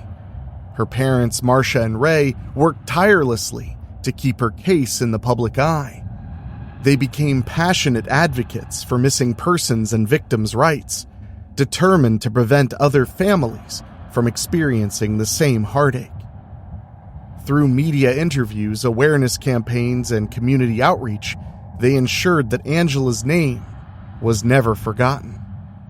Their efforts kept the case alive, but the answers they desperately sought remained out of reach. In 1992, in honor of Angela's dream of becoming a teacher, her family established the Angela Hammond Memorial Scholarship Fund. The scholarship provides financial assistance to students pursuing degrees in education, a fitting tribute to the aspirations Angela once had. Over the years, the fund has helped numerous students achieve their academic goals, ensuring that Angela's legacy continues to inspire. Though justice has not yet been served, Angela's memory endures, carried forward by her family, friends, and a community that refuses to let her story fade. Over the years, numerous theories and leads have surfaced regarding Angela Hammond's disappearance, yet none of them have led to definitive answers. One widely debated theory suggests that Angela was the victim of a serial predator operating in Missouri at the time. The similarities between her case and the abductions of Trudy Darby and Cheryl Ann Kenny raise concerns that a single perpetrator may indeed be responsible. However, without direct evidence linking the cases, this theory remains speculative. Another possibility is that Angela's abduction was not random. Some theorists believe she may have been taken by someone who knew her routine and had been watching her for the right moment. Despite this unsettling idea, no person of interest ever emerged to support it. A significant development came in 2004 when authorities arrested a man named John Tessier for an unrelated crime.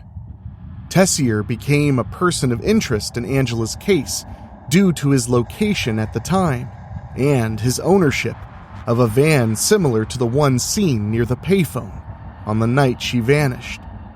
Investigators examined his background for a possible connection, but without tangible evidence, Tessier was never charged, leaving authorities without answers. Angela's case gained renewed attention in 2019 when it was featured on the true crime series Cold Justice. Investigators re-examined the details of her abduction using modern forensic technology and investigative techniques unavailable in 1991. They reviewed old leads, interviewed those involved in the case, and explored advancements in DNA analysis in hopes of uncovering some new evidence. Despite their efforts, no major breakthroughs emerged, and the mystery remained unsolved. One of the most intriguing recent developments suggested that Angela's abduction may have been a case of mistaken identity. On April 4th, 1991, a letter threatening the life of a woman named Angela, the daughter of a police informant, was sent. This letter was postmarked the same day Angela Hammond disappeared, leading investigators to theorize that she may have been mistakenly targeted instead of the intended victim. While this revelation raised new questions, no conclusive evidence was found to confirm or refute this theory. Despite decades of searching for answers, Angela's case remains one of Clinton's most haunting mysteries. Each promising lead has ultimately ended in frustration, leaving her family and the community without closure. The lingering uncertainty continues to cast a shadow over the town, reminding everyone of the night Angela vanished without a trace. As we are left with more questions than answers, what do you think happened to Angela Hammond? Was she the victim of a serial predator, or was someone closer to her involved in her disappearance? Could her abduction have been a tragic case of mistaken identity? With so many unanswered questions, do you believe this case will ever be solved?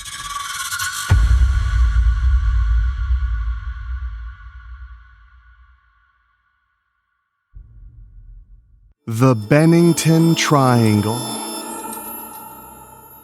Deep in the forests of southwestern Vermont lies a region shrouded in mystery and fear. Known as the Bennington Triangle, This stretch of land surrounding Glastonbury Mountain has been the site of multiple unexplained disappearances, baffling investigators and terrifying locals.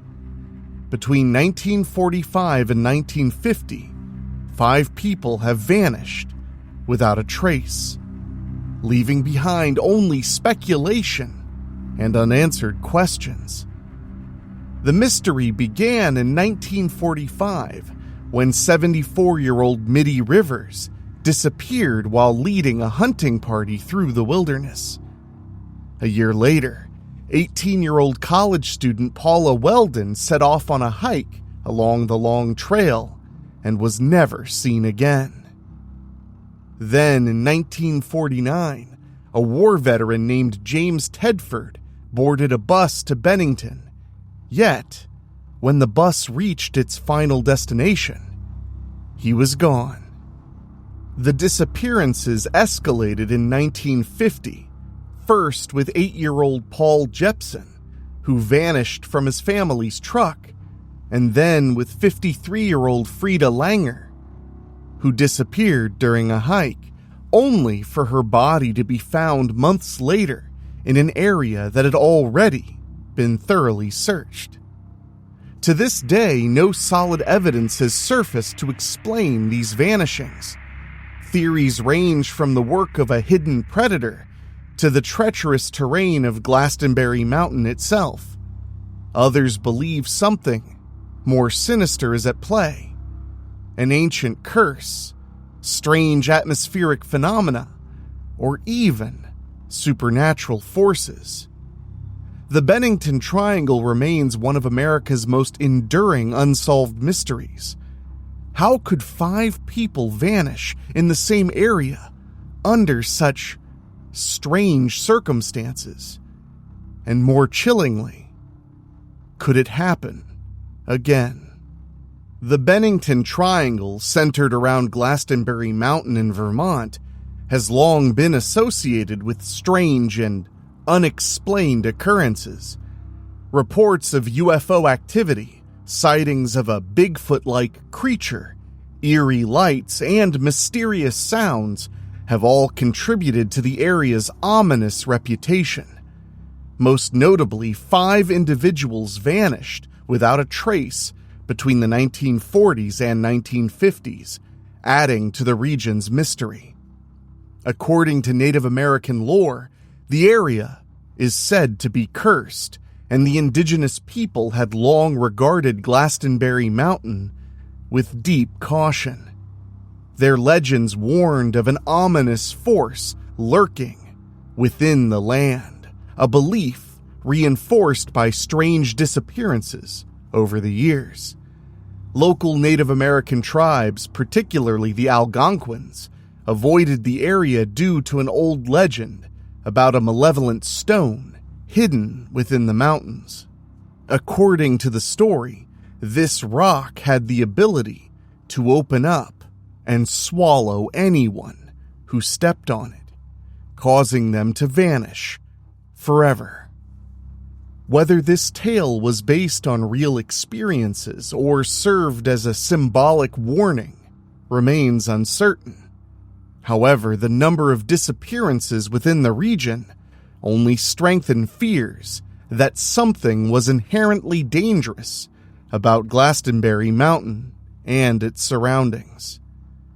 The term Bennington Triangle was coined in 1992 by New England author Joseph A. Citro, who extensively studied Vermont's folklore and paranormal history. While conducting research, Citro noticed a pattern of disappearances and unexplained events in the area. His theory, which blended fact with elements of local legend, brought widespread attention to these strange occurrences. Citro further popularized the concept in books such as Shadow Child, where he dedicated chapters to discussing the disappearances and eerie folklore surrounding Glastonbury Mountain. He also noted similarities between this region and the Bridgewater Triangle in southeastern Massachusetts, another area infamous for supernatural phenomena.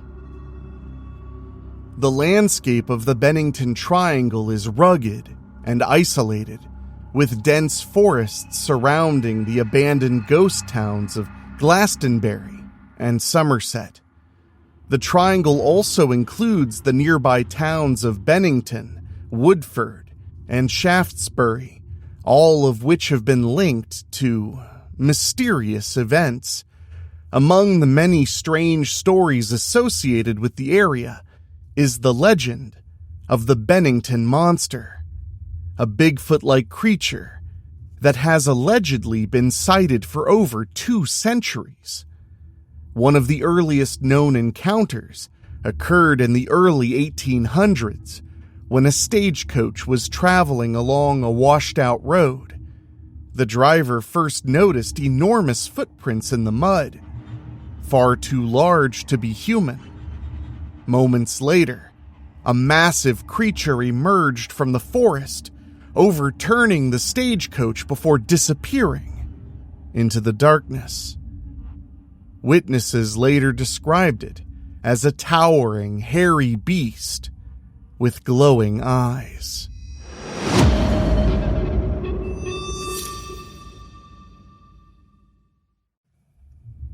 While reports of strange activity in the Bennington Triangle date back centuries, the disappearances of multiple people in the mid-20th century drew widespread concern.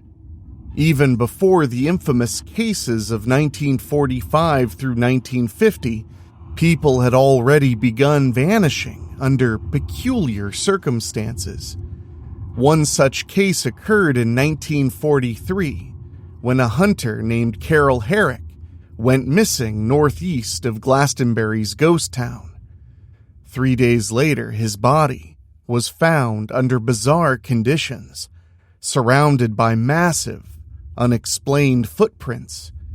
According to reports, Herrick had been squeezed to death, though what could have inflicted such strange injuries remains a mystery.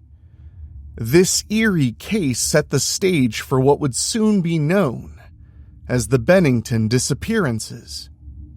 Although the region had already seen numerous unexplained vanishings, the 5 cases that occurred between 1945 and 1950 became the most well-documented and perplexing of them all. These incidents not only deepened the mystery surrounding Glastonbury Mountain, but also cemented the Bennington Triangle's place in paranormal lore.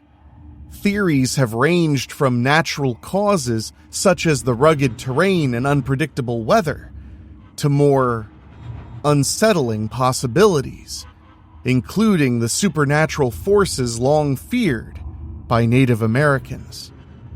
Whatever the explanation may be, the Bennington Triangle remains one of the most mysterious regions in the United States, continuing to fascinate and terrify those who dare to explore its shadowy depths. The first disappearance linked to the Bennington Triangle occurred on November 12, 1945, when 74-year-old Mitty Rivers vanished without a trace. Rivers, an experienced hunting guide, was familiar with the wilderness surrounding Bickford Hollow, an area located about 4 miles west of Bennington and north of Vermont Route 9 near Woodford. On that fateful day, he was on a hunting trip along the Long Trail with his son-in-law. At some point, the 2 men separated, expecting to reunite shortly after. Rivers was last seen around 4 p.m. on November 9th by a friend, walking in the opposite direction of their camp. Given his extensive knowledge of the terrain, few could have predicted that he would be the first of several people to disappear in the region under mysterious circumstances. When Rivers failed to return that evening, concern quickly grew. a search effort was launched, mobilizing around 300 local volunteers, alongside U.S. Army soldiers dispatched from Fort Devens in Massachusetts. The searchers combed the dense wilderness for 8 days, hoping to find any trace of the missing man. Despite their efforts, the only clue they uncovered was a single rifle cartridge, which matched the type of ammunition Rivers had carried. Strangely, there were no signs of an animal attack, a struggle, or even a trail that could suggest where he might have gone. As the search dragged on without results, locals remained hopeful, believing that the seasoned outdoorsman would eventually find his way back to town. Days turned into weeks, and yet there was still no sign of Rivers. Given his survival skills, many found it difficult to accept that he had simply succumbed to the elements. His disappearance baffled even the most experienced searchers, as he had been in an area he knew well and should have been able to navigate back safely. The case became even more unsettling because there were no tracks, personal belongings, or any evidence indicating what had happened to him. It was as if he had just vanished into thin air, reinforcing fears that something unusual was at play in the Bennington Triangle. As time passed, any lingering hope of finding Rivers alive faded. Authorities eventually had to call off the official search, though questions remained about how such an experienced outdoorsman could disappear without a single solid clue.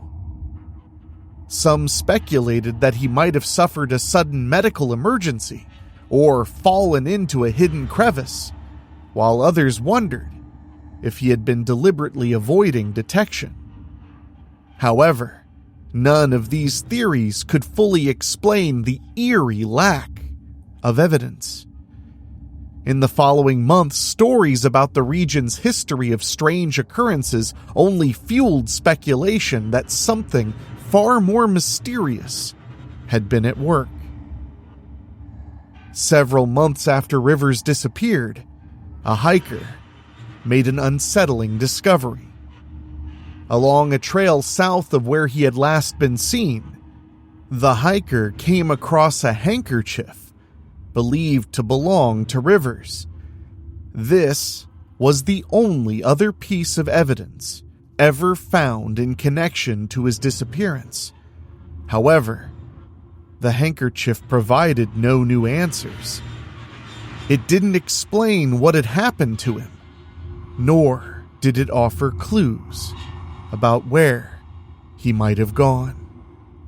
Paula Jean Weldon, an 18-year-old sophomore at Bennington College, became the second known disappearance in the Bennington Triangle on December 1st, 1946.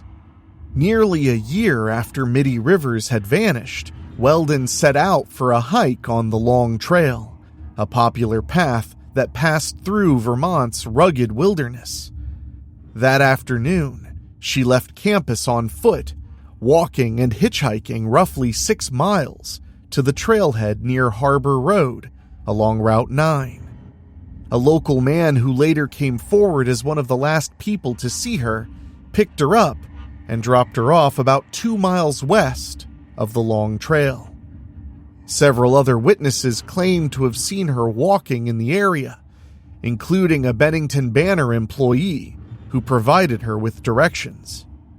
However, despite multiple sightings that day, Weldon never returned, and no trace of her was ever found.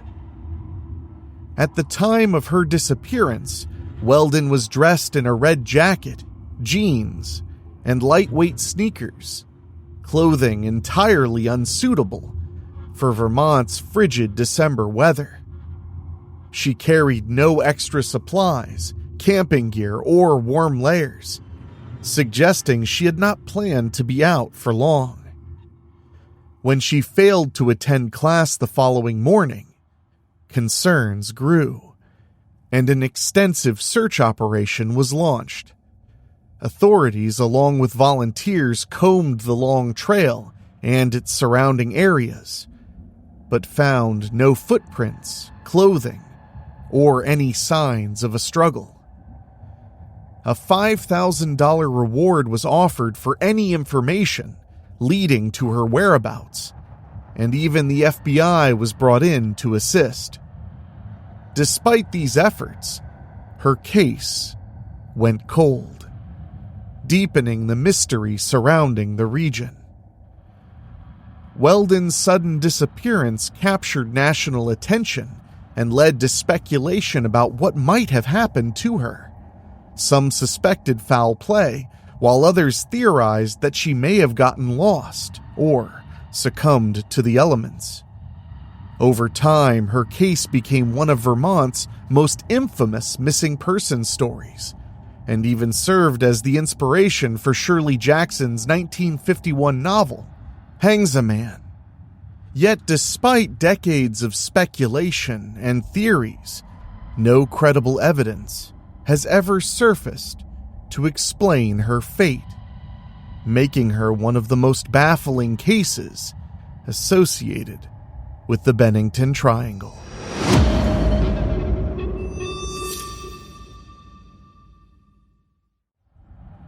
Three years later, on December 1st, 1949, the exact anniversary of Paula Weldon's disappearance, another unsettling case emerged.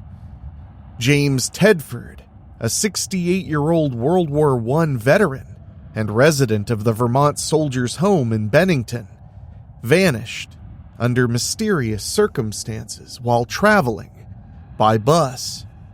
Tedford had been visiting family in St. Albans, Vermont, and they accompanied him to the local bus station, where they watched him board and depart for Bennington. He was later seen at the Burlington Depot, where he had a brief conversation with an acquaintance before catching his connecting bus home. The bus driver later told authorities that a man resembling Tedford may have disembarked in the village of Brandon, about 70 miles north of Bennington. That same night, Brandon police received reports of a man matching Tedford's description, behaving oddly in the downtown area. However, what makes Tedford's disappearance particularly eerie is the widely circulated claim that he seemingly vanished while still on the bus. Passengers on the Bennington-bound bus recalled seeing him in his seat when the journey began. But by the time the bus reached its final destination, he was gone. Yet his luggage remained on board. This led to the bizarre notion that he had somehow dematerialized mid-journey. Although later reports suggest Tedford may have suffered from mental illness and was deeply unhappy about returning to Bennington, no concrete evidence ever explained his disappearance. His family described him as despondent, but there was no indication of where he might have gone after boarding the bus. Some researchers argue that the idea of him vanishing into thin air is, well, an exaggeration, pointing to gaps in the timeline between when he was last seen and when he was officially reported missing. Nonetheless, no trace of him was ever found, adding yet another perplexing case to the growing legend of the Bennington Triangle. The disappearance of 8-year-old Paul Jepson on October 12, 1950, added yet another tragic mystery to the triangle. Paul had been playing in his family's pickup truck while his mother tended to pigs at the dump where they lived and worked. She left him unattended for approximately 30 minutes, and when she returned around 4 p.m., he was gone. His mother initially assumed he had wandered off, but after an immediate search of the area turned up nothing, she reported him missing. The search quickly escalated, drawing in hundreds of volunteers, police officers, and even bloodhounds to scour the area for any sign of Paul. The bloodhounds picked up Paul's scent and followed it toward Glastonbury Mountain, but the trail abruptly ended at a nearby crossroads. This led investigators to speculate that he may have been abducted by a passing motorist. However, with no witnesses or evidence to support this theory, the case remained open-ended. Rain had fallen that day, possibly washing away any additional tracks or clues. Paul's father suggested that searchers could have missed him in the woods because his brown and tan clothing blended in with the autumn leaves. Adding to the eeriness, Paul had reportedly spoken about going to the mountains in the days leading up to his disappearance, fueling speculation that he may have wandered into the wilderness on his own. Despite the extensive search, no trace of him was ever found, and his fate remains unknown. Just 16 days later, on October 28, 1950, 53-year-old Frida Langer became the final person we know of to vanish under mysterious circumstances in the Bennington Triangle. Langer was camping near Glastonbury Mountain with her family when she and her cousin Herbert Elsner set out on a short hike near the Somerset Reservoir. However, after slipping into a stream and soaking her clothes, Langer decided to return to camp to change while Elsner waited. It was a short distance, only a few hundred yards, yet she never made it back. After waiting for a considerable time, Elsner returned to the campsite, expecting to find her there. But she was nowhere to be seen. Langer's disappearance triggered an exhaustive search effort involving over 400 people, including police officers, volunteers, firefighters, soldiers, and even aircraft scanning the region. However, despite their efforts, no trace of her was found, and the search was eventually called off. The case took an even more unsettling turn 7 months later, on May 12, 1951, when Langer's body was discovered near the Somerset Reservoir, an area that had already been thoroughly searched. Given the advanced state of decomposition, authorities were unable to determine her cause of death. How her remains ended up in a previously scoured location remains a truly baffling question, one which simply deepens the mystery surrounding her fate. Unlike with the other disappearances in the Bennington Triangle, Langer's was the only case where a body was eventually recovered. However, it provided no clear answers. The absence of definitive evidence, such as signs of an attack, an accident, or exposure, left investigators with little to go on. Speculation ran wild, with some theorizing that she had been abducted and later returned to the site, while others believed she had somehow remained undiscovered in the wilderness for months before her body was found. The lack of clarity only intensified the eerie reputation of the region. Although no concrete links have been found between the disappearances, the pattern of missing persons in the same geographic area over a short span of time led to several theories. Some have speculated that a serial killer may have been active in the area, though no evidence ever emerged to support this claim. Others believe that the region is cursed, referencing Native American legends, that speak of supernatural forces tied to Glastonbury Mountain. Paranormal enthusiasts have suggested that the area acts as a window into the unknown, with people vanishing due to unexplained phenomena. During the investigation into Paul Jepson's disappearance in 1950, journalists in the Bennington region began drawing connections between his case and the 3 previous vanishings. The eerie similarities, individuals disappearing without a trace, the proximity to Glastonbury Mountain, and the complete lack of evidence, led to growing speculation that something strange was occurring in the area. As the cases gained more attention, the media fueled public intrigue, with many questioning whether these incidents were mere coincidences or part of a larger, more sinister pattern.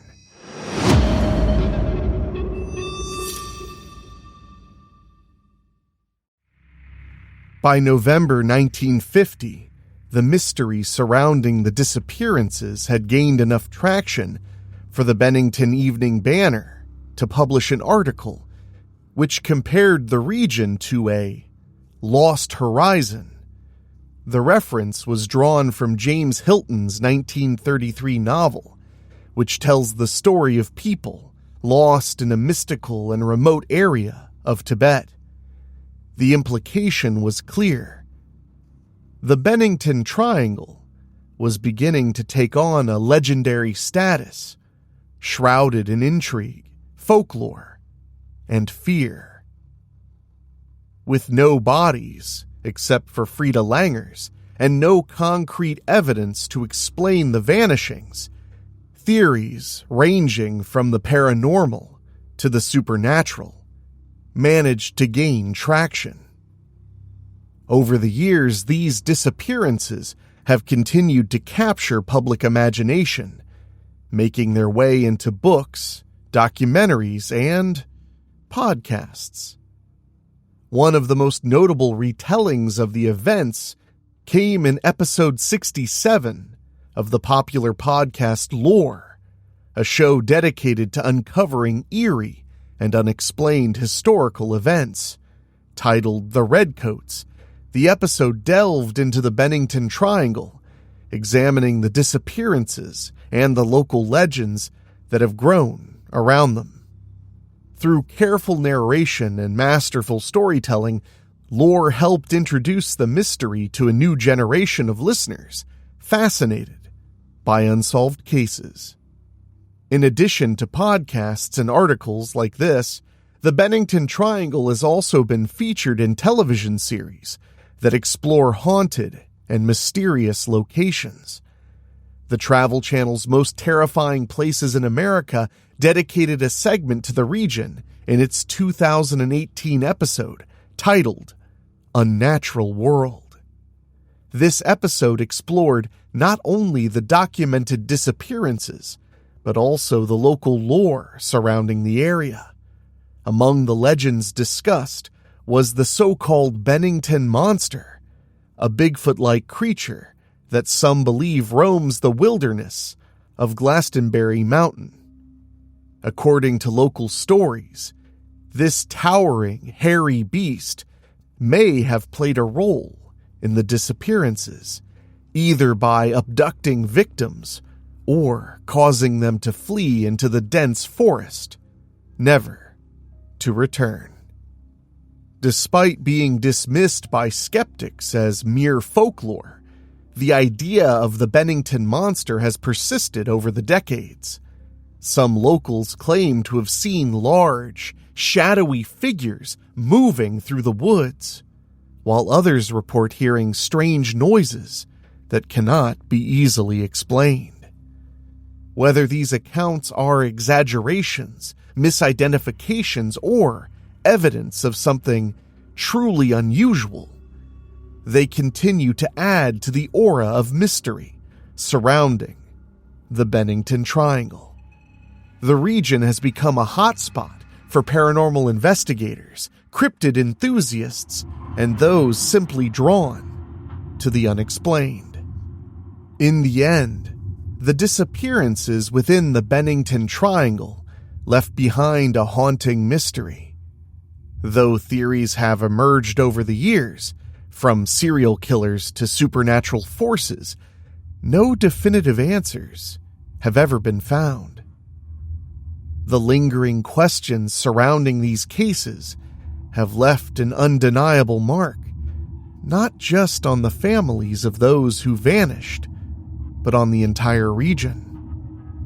Investigators, researchers, and locals continue to be captivated by the eerie history of Glastonbury Mountain, unable to shake the unsettling sense of the unknown.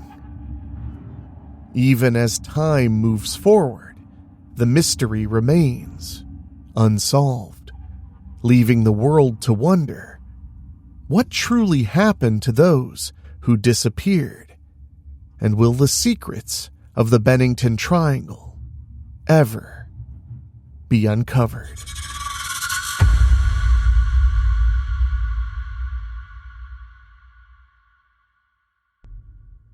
The incident at Dyatlov Pass. In the winter of 1959, 9 experienced cross-country skiers died under mysterious circumstances while on a multi-day expedition in the Russian Ural Mountains.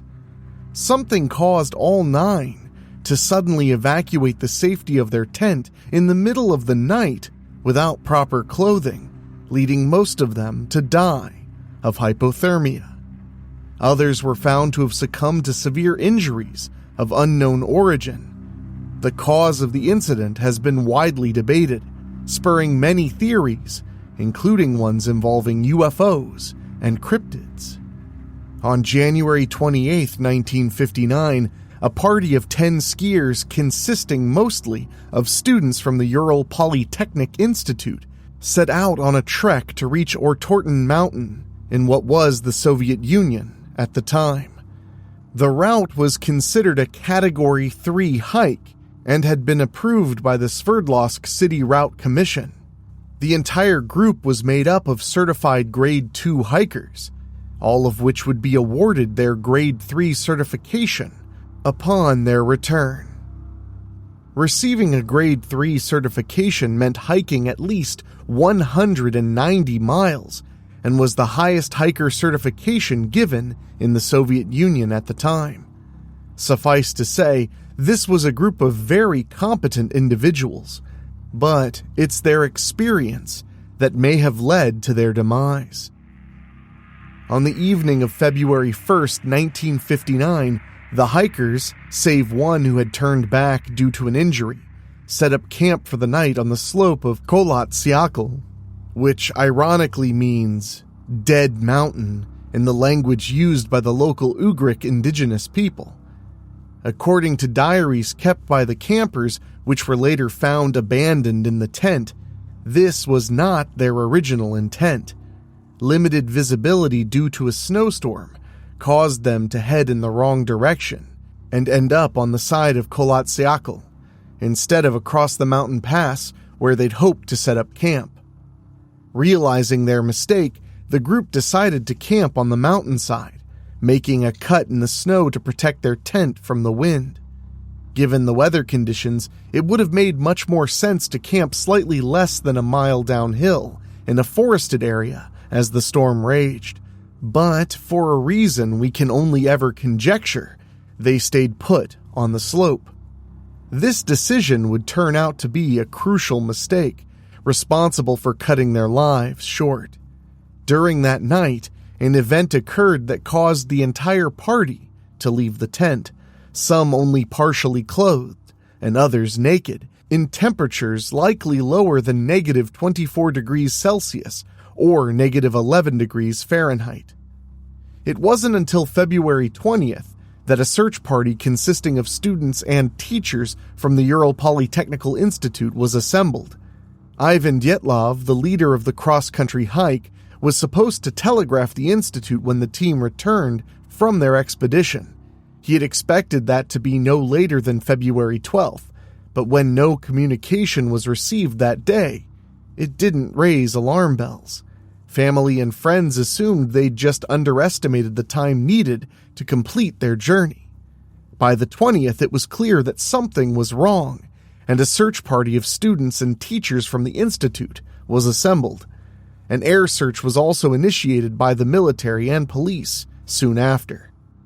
On the 26th, members of the search party discovered the hikers' badly damaged and partially snow-covered tent. Inside, they found the hikers' belongings, including their clothes and shoes. Food was even laid out as if they'd been preparing a dinner. In addition, the tent had been ripped from the inside, as if they suddenly were very desperate to escape. However, no signs of a struggle were discovered. Leading away from the campsite were 9 sets of footprints. Some of the prints were completely barefoot, while others showed that some had fled in only their socks, or with just one of their shoes on. These tracks all headed down the slope before disappearing into the snow after about 1/3 of a mile. On the outskirts of the forest, not too far from the tracks, the search party found the first 2 campers, dead under a tree, near the remnants of a campfire. Both were barefoot and in their underwear. 3 more members of the group were discovered between the forest and tent soon after. From the positioning of their bodies, it was concluded that they had been trying to return to the campsite when they died. These discoveries prompted a criminal investigation, but autopsies determined that all of the found party members had succumbed to hypothermia. It took 2 more months to find the remaining members of the expedition: Nicholas Thibault Brignol, Ludmila Dubanina, Alexander Zolotarov, and Alexander Kolovatov, and their fate was more gruesome. They were discovered in a ravine in a riverbed under 13 feet of snow and 80 yards further into the forest than their companions. Thibault Brignolo was found with a crushed skull, and Zolotarov and Dubanina had fractured ribs and crushed chests. 2 of the 4 were also missing their eyes, and Dubanina had no tongue. This shocking find caused the police to suspect that the campers had been attacked by the Mansi, a local indigenous tribe that herded reindeer in the area. It seemed possible that the party had accidentally strayed into the Mansi's territory and were killed. That theory was debunked rather quickly because no other footprints were found besides those of the campers, and the Mansi did not have any sacred sites in the area. Furthermore, the autopsies concluded that while 3 of the 4 died of their injuries, the force needed to create the damage to their bodies was far more than a human could produce, and was in fact more similar to injuries from a car crash. The soft tissue damage to their faces was determined to have occurred after death, either caused by animals or exposure to the water they'd been laying in. In May of 1959, the authorities officially closed the investigation. It was determined that the skiers' deaths were caused by a, quote, natural compelling force.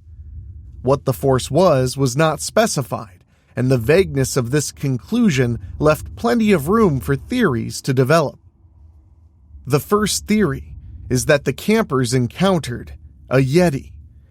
In one of the photos taken by the campers that was found with their belongings, a dark bipedal creature can be seen lurking in the shadows.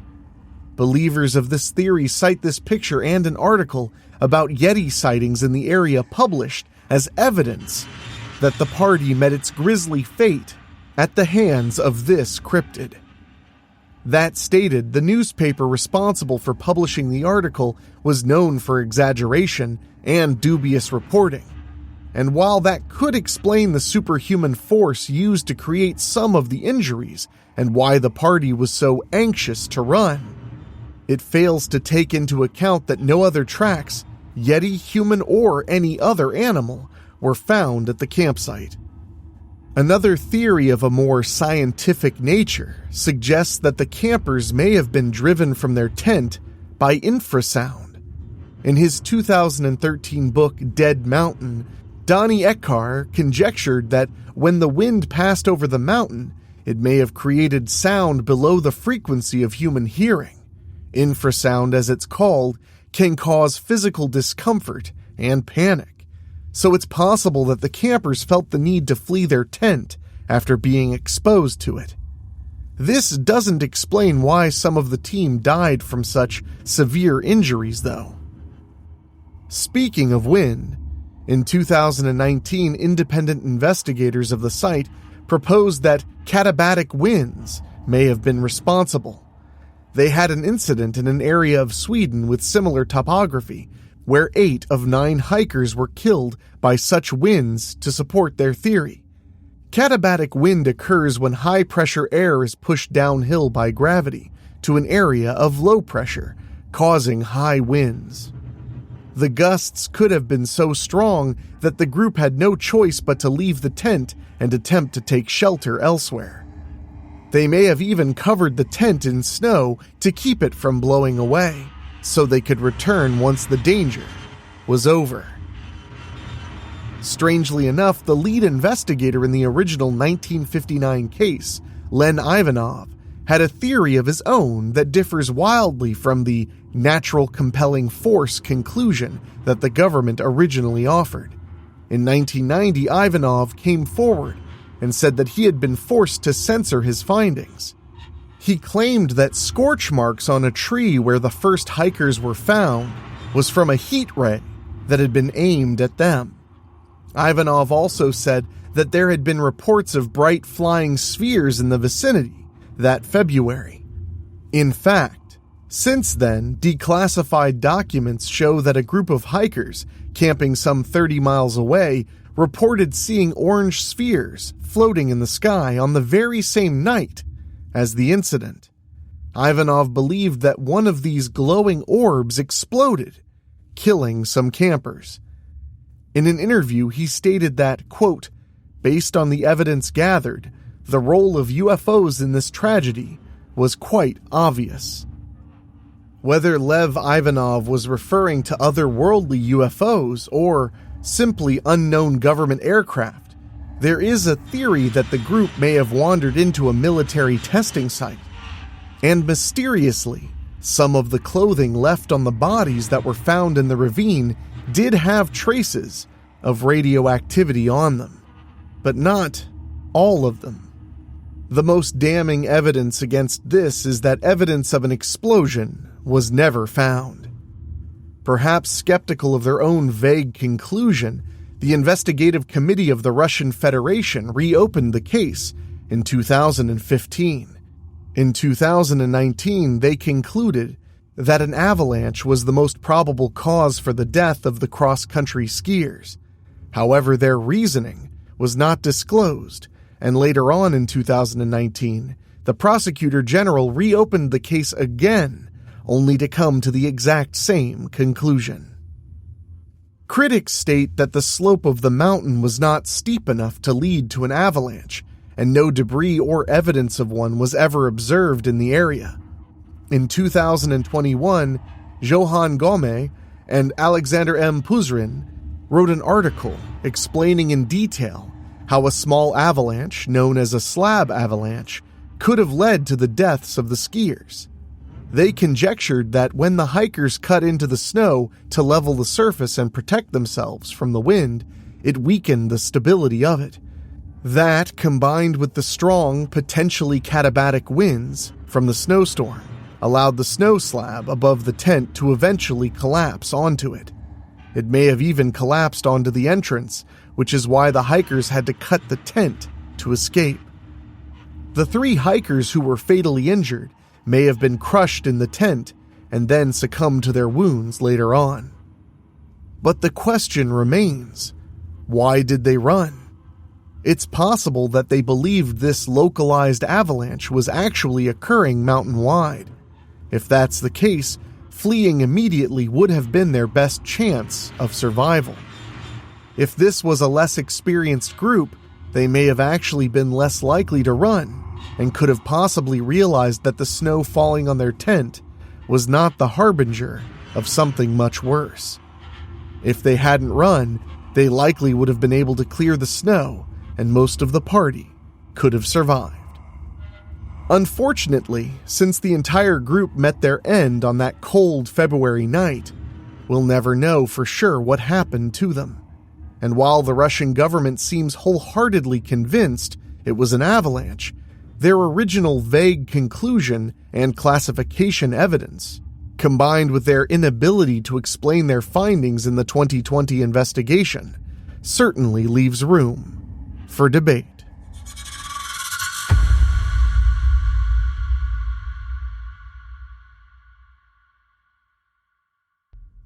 The vanishing of Brandon Swanson. In the early hours of May 14th, 2008, beneath the wide, silent skies of rural Minnesota, a young college student vanished without a trace. Brandon Swanson had been driving home after celebrating the end of spring semester when his car veered into a ditch on a dark gravel road. Stranded but seemingly unharmed, he called his parents for help, speaking calmly, describing his surroundings, and assuring them he would walk toward a nearby town to meet them. Then, in the middle of the conversation, Brandon suddenly uttered, "Oh shit."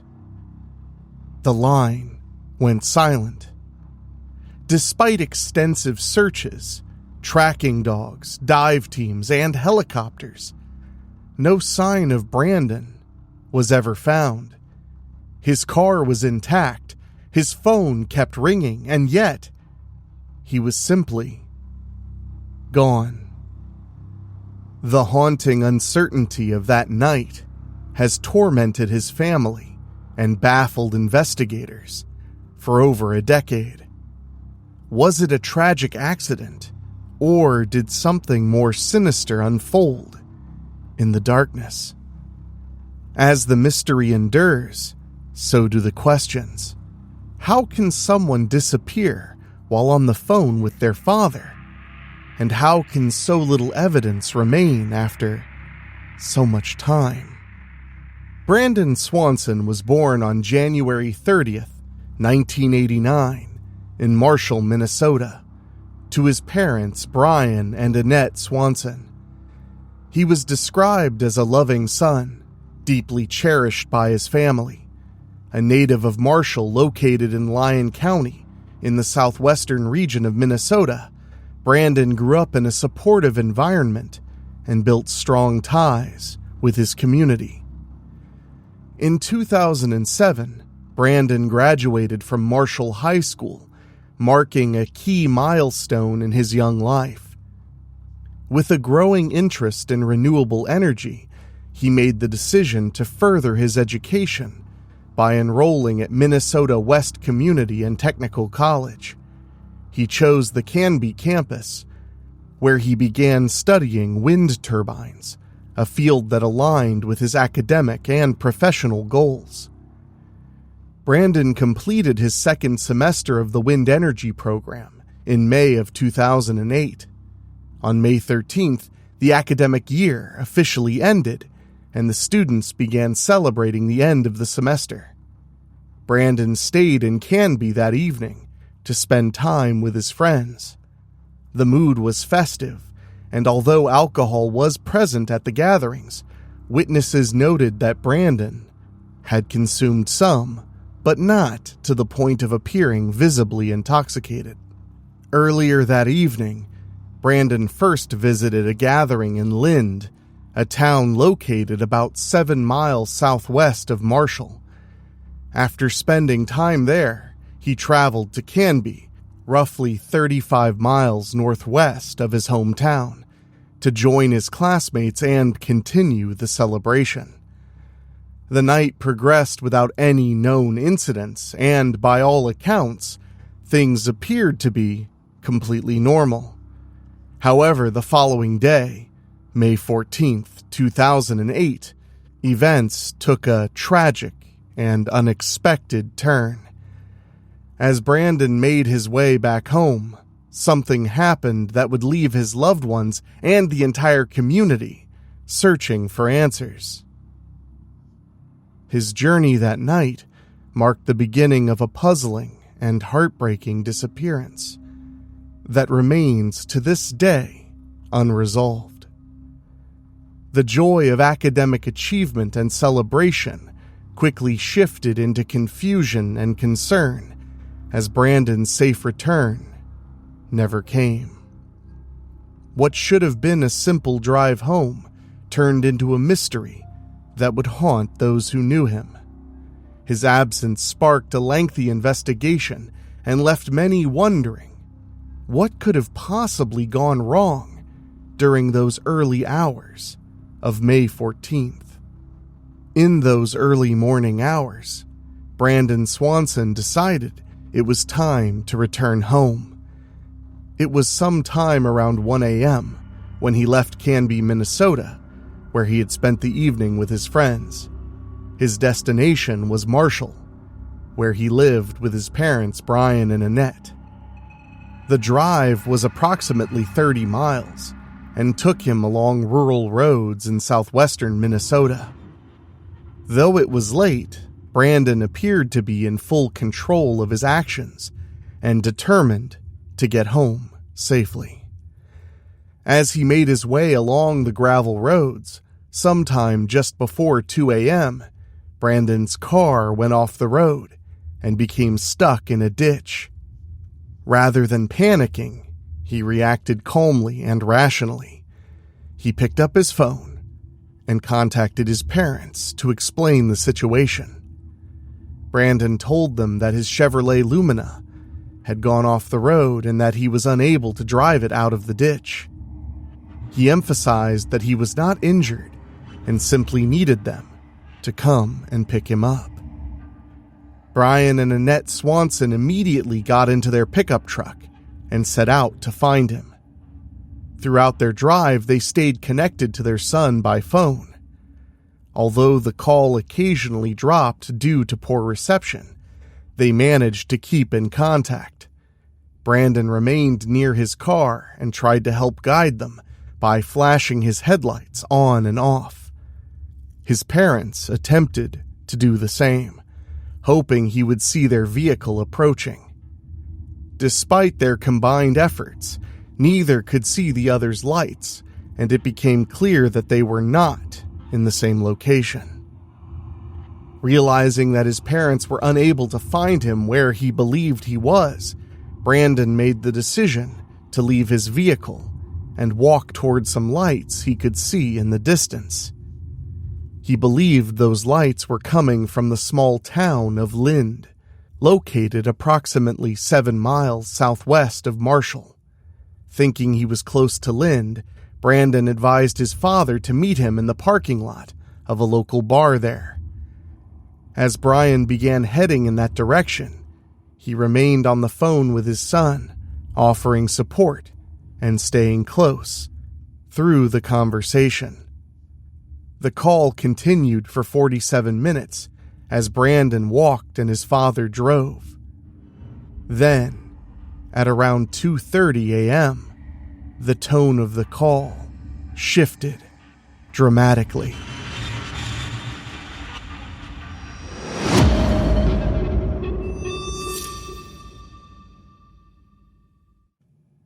In the middle of their conversation, Brandon suddenly exclaimed, "Oh shit!"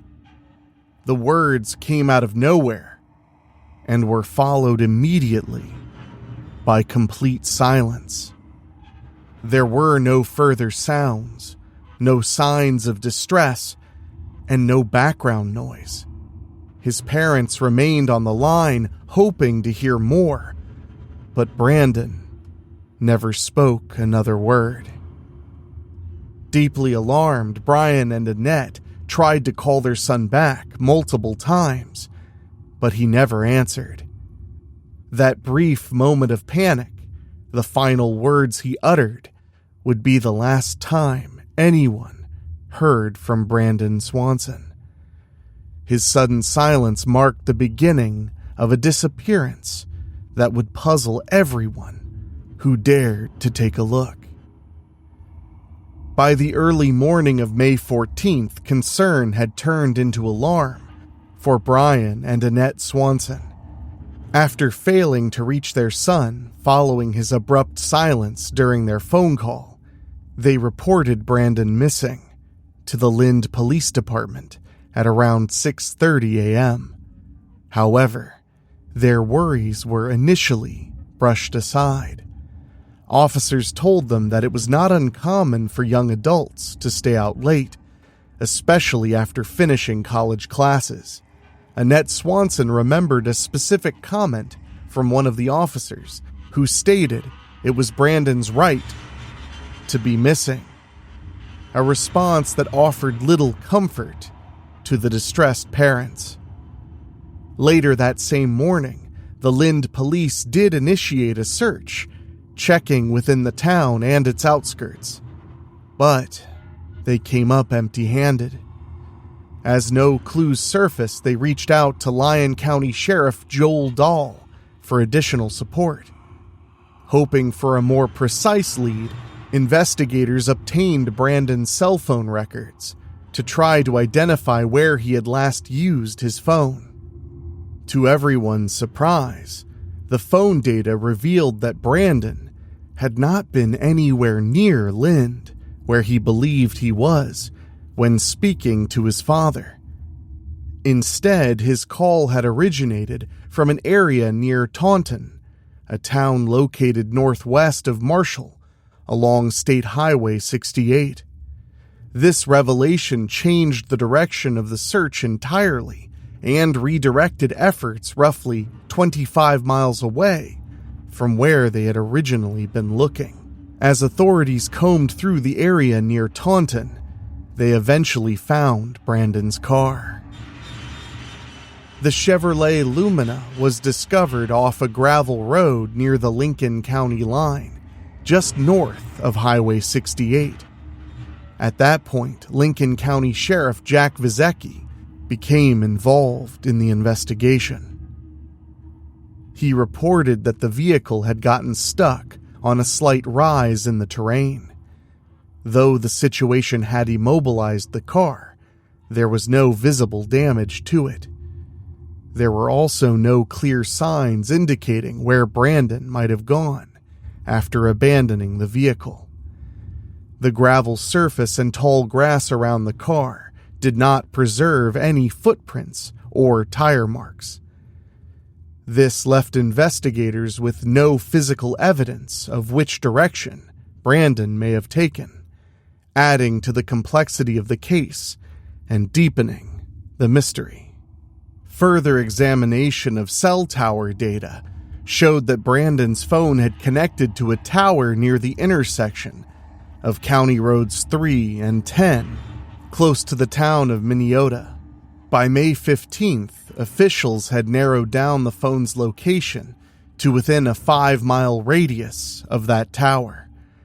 The search was then focused on this new area, which extended into Yellow Medicine County. As a result, law enforcement from that county also joined the investigation, further broadening the scope of the search in hopes of finding the missing young man. Sheriff Joel Dahl pointed out a critical detail about the landscape. From the area where Brandon's car was found, a red light atop a grain elevator in Taunton was clearly visible. It was speculated that this distant red light might have been what Brandon mistook for the lights of Lind, leading him to believe he was walking in the right direction. With this theory in mind, search teams concentrated their efforts near the Yellow Medicine River, which lay within the same vicinity as the final signal from Brandon's phone. The river became a primary focus for investigators, given its proximity and the possibility that Brandon might have tried to cross it or accidentally fallen in. Search crews carefully scanned the riverbanks, but nothing was found to indicate he had entered the water. The river, though active, was not especially deep at the time, and there were no traces, no items of clothing, no cell phone, and most notably, no footprints leading to or from the river's edge. Cadaver dogs were brought to the scene in hopes of detecting human remains.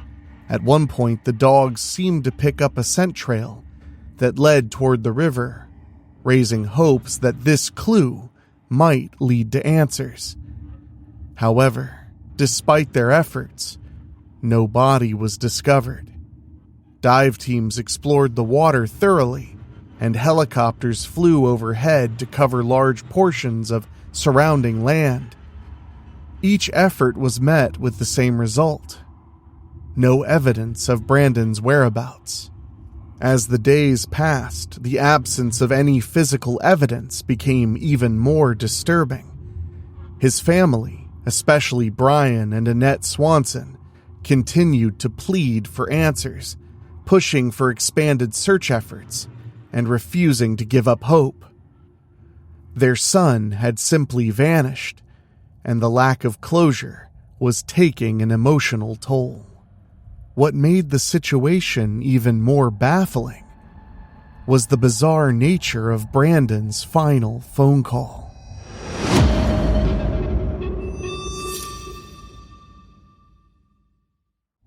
He had been in active conversation with his father for nearly 47 minutes, guiding him toward what he believed was his location.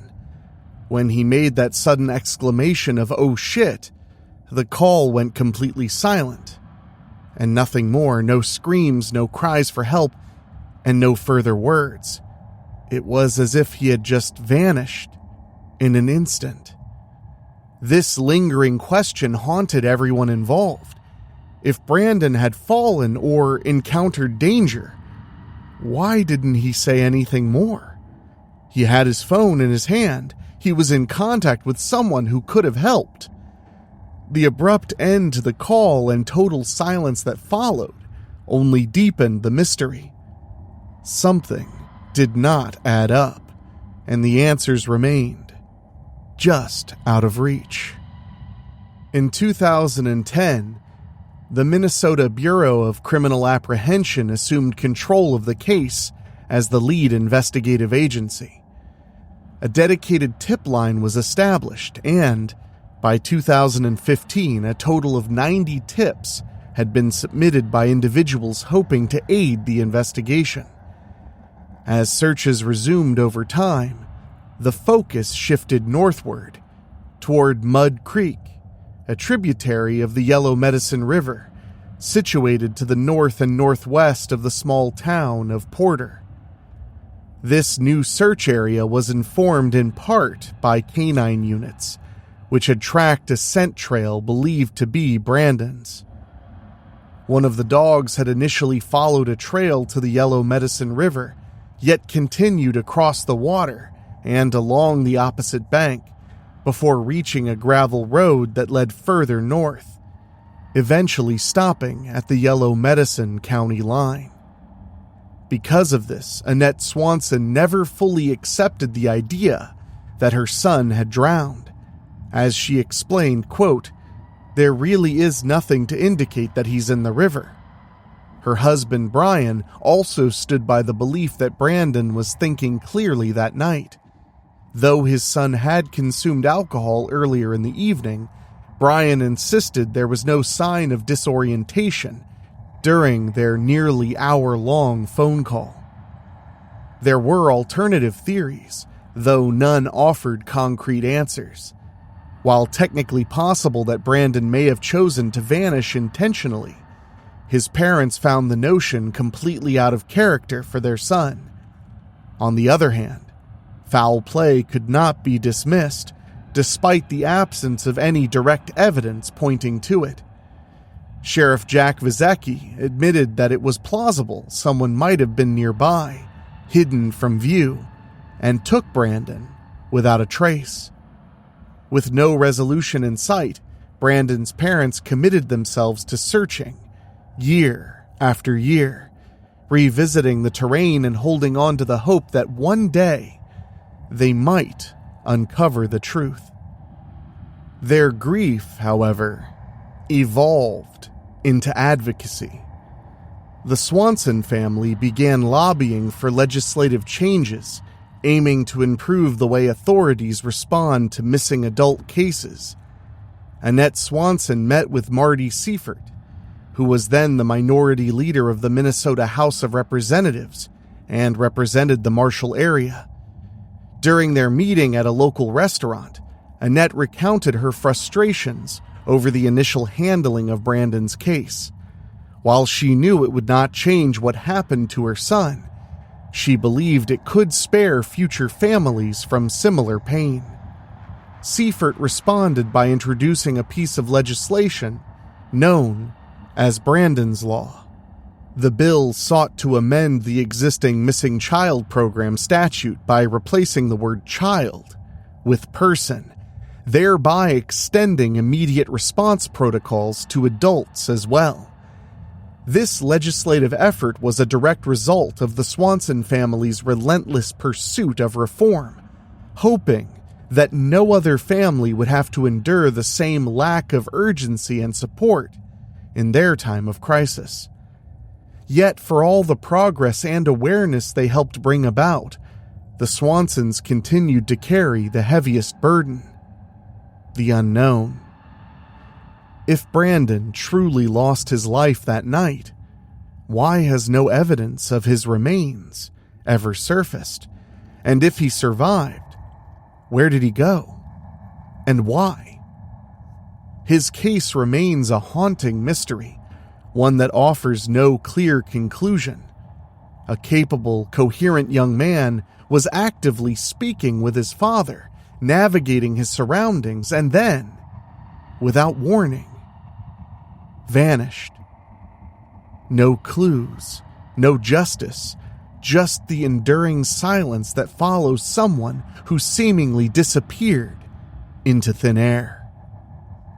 In the end, Brandon Swanson's disappearance remains one of Minnesota's most haunting mysteries. Despite tireless searches, passionate advocacy, and the passage of years, the truth of what happened that night continues to elude everyone who loved him. The uncertainty has left deep scars, not only on his family, who still return to the place he was last heard, but on a community forced to live with questions that simply have no answers. Each lead that fades, every search that comes up empty, deepens the silence surrounding his case. Even as laws were changed in his name, offering hope for others, Brandon's own fate remains painfully unknown, leaving the world to wonder, how can someone vanish so completely? And will the truth ever come to light?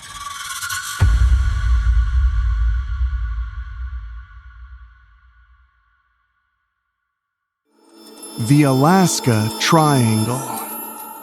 Amid Alaska's breathtaking and untouched landscape, a mystery lingers. Tourists, hikers, and even planes vanish into thin air at an alarmingly high rate, and far more than any other state.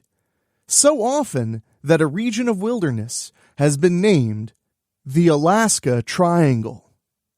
While we've all likely heard of the legend of the Bermuda Triangle and all of its mysterious lore, the Alaska Triangle is far more deadly than its tropical cousin. Disappearances without a trace are strangely typical in the region, and they aren't rare. Since 1988, more than 16,000 people have vanished in the Alaska Triangle, which is more than twice the national average. So what's the cause for this? Could it be something natural, or is something much more sinister to blame? The Alaska Triangle connects Anchorage and Juneau in the south to Utqiagvik along the state's north coast. Just like most of Alaska, the Triangle contains some of the most beautiful and eye-catching scenery in North America. However, such beauty comes with a price. The region contains some of the most rugged and unforgiving wilderness in North America. It's encompassed by dense boreal forest and glaciers, alpine lakes, mountain peaks, and hundreds of miles of wilderness. With this in mind, it's not surprising that such a vast amount of people go missing.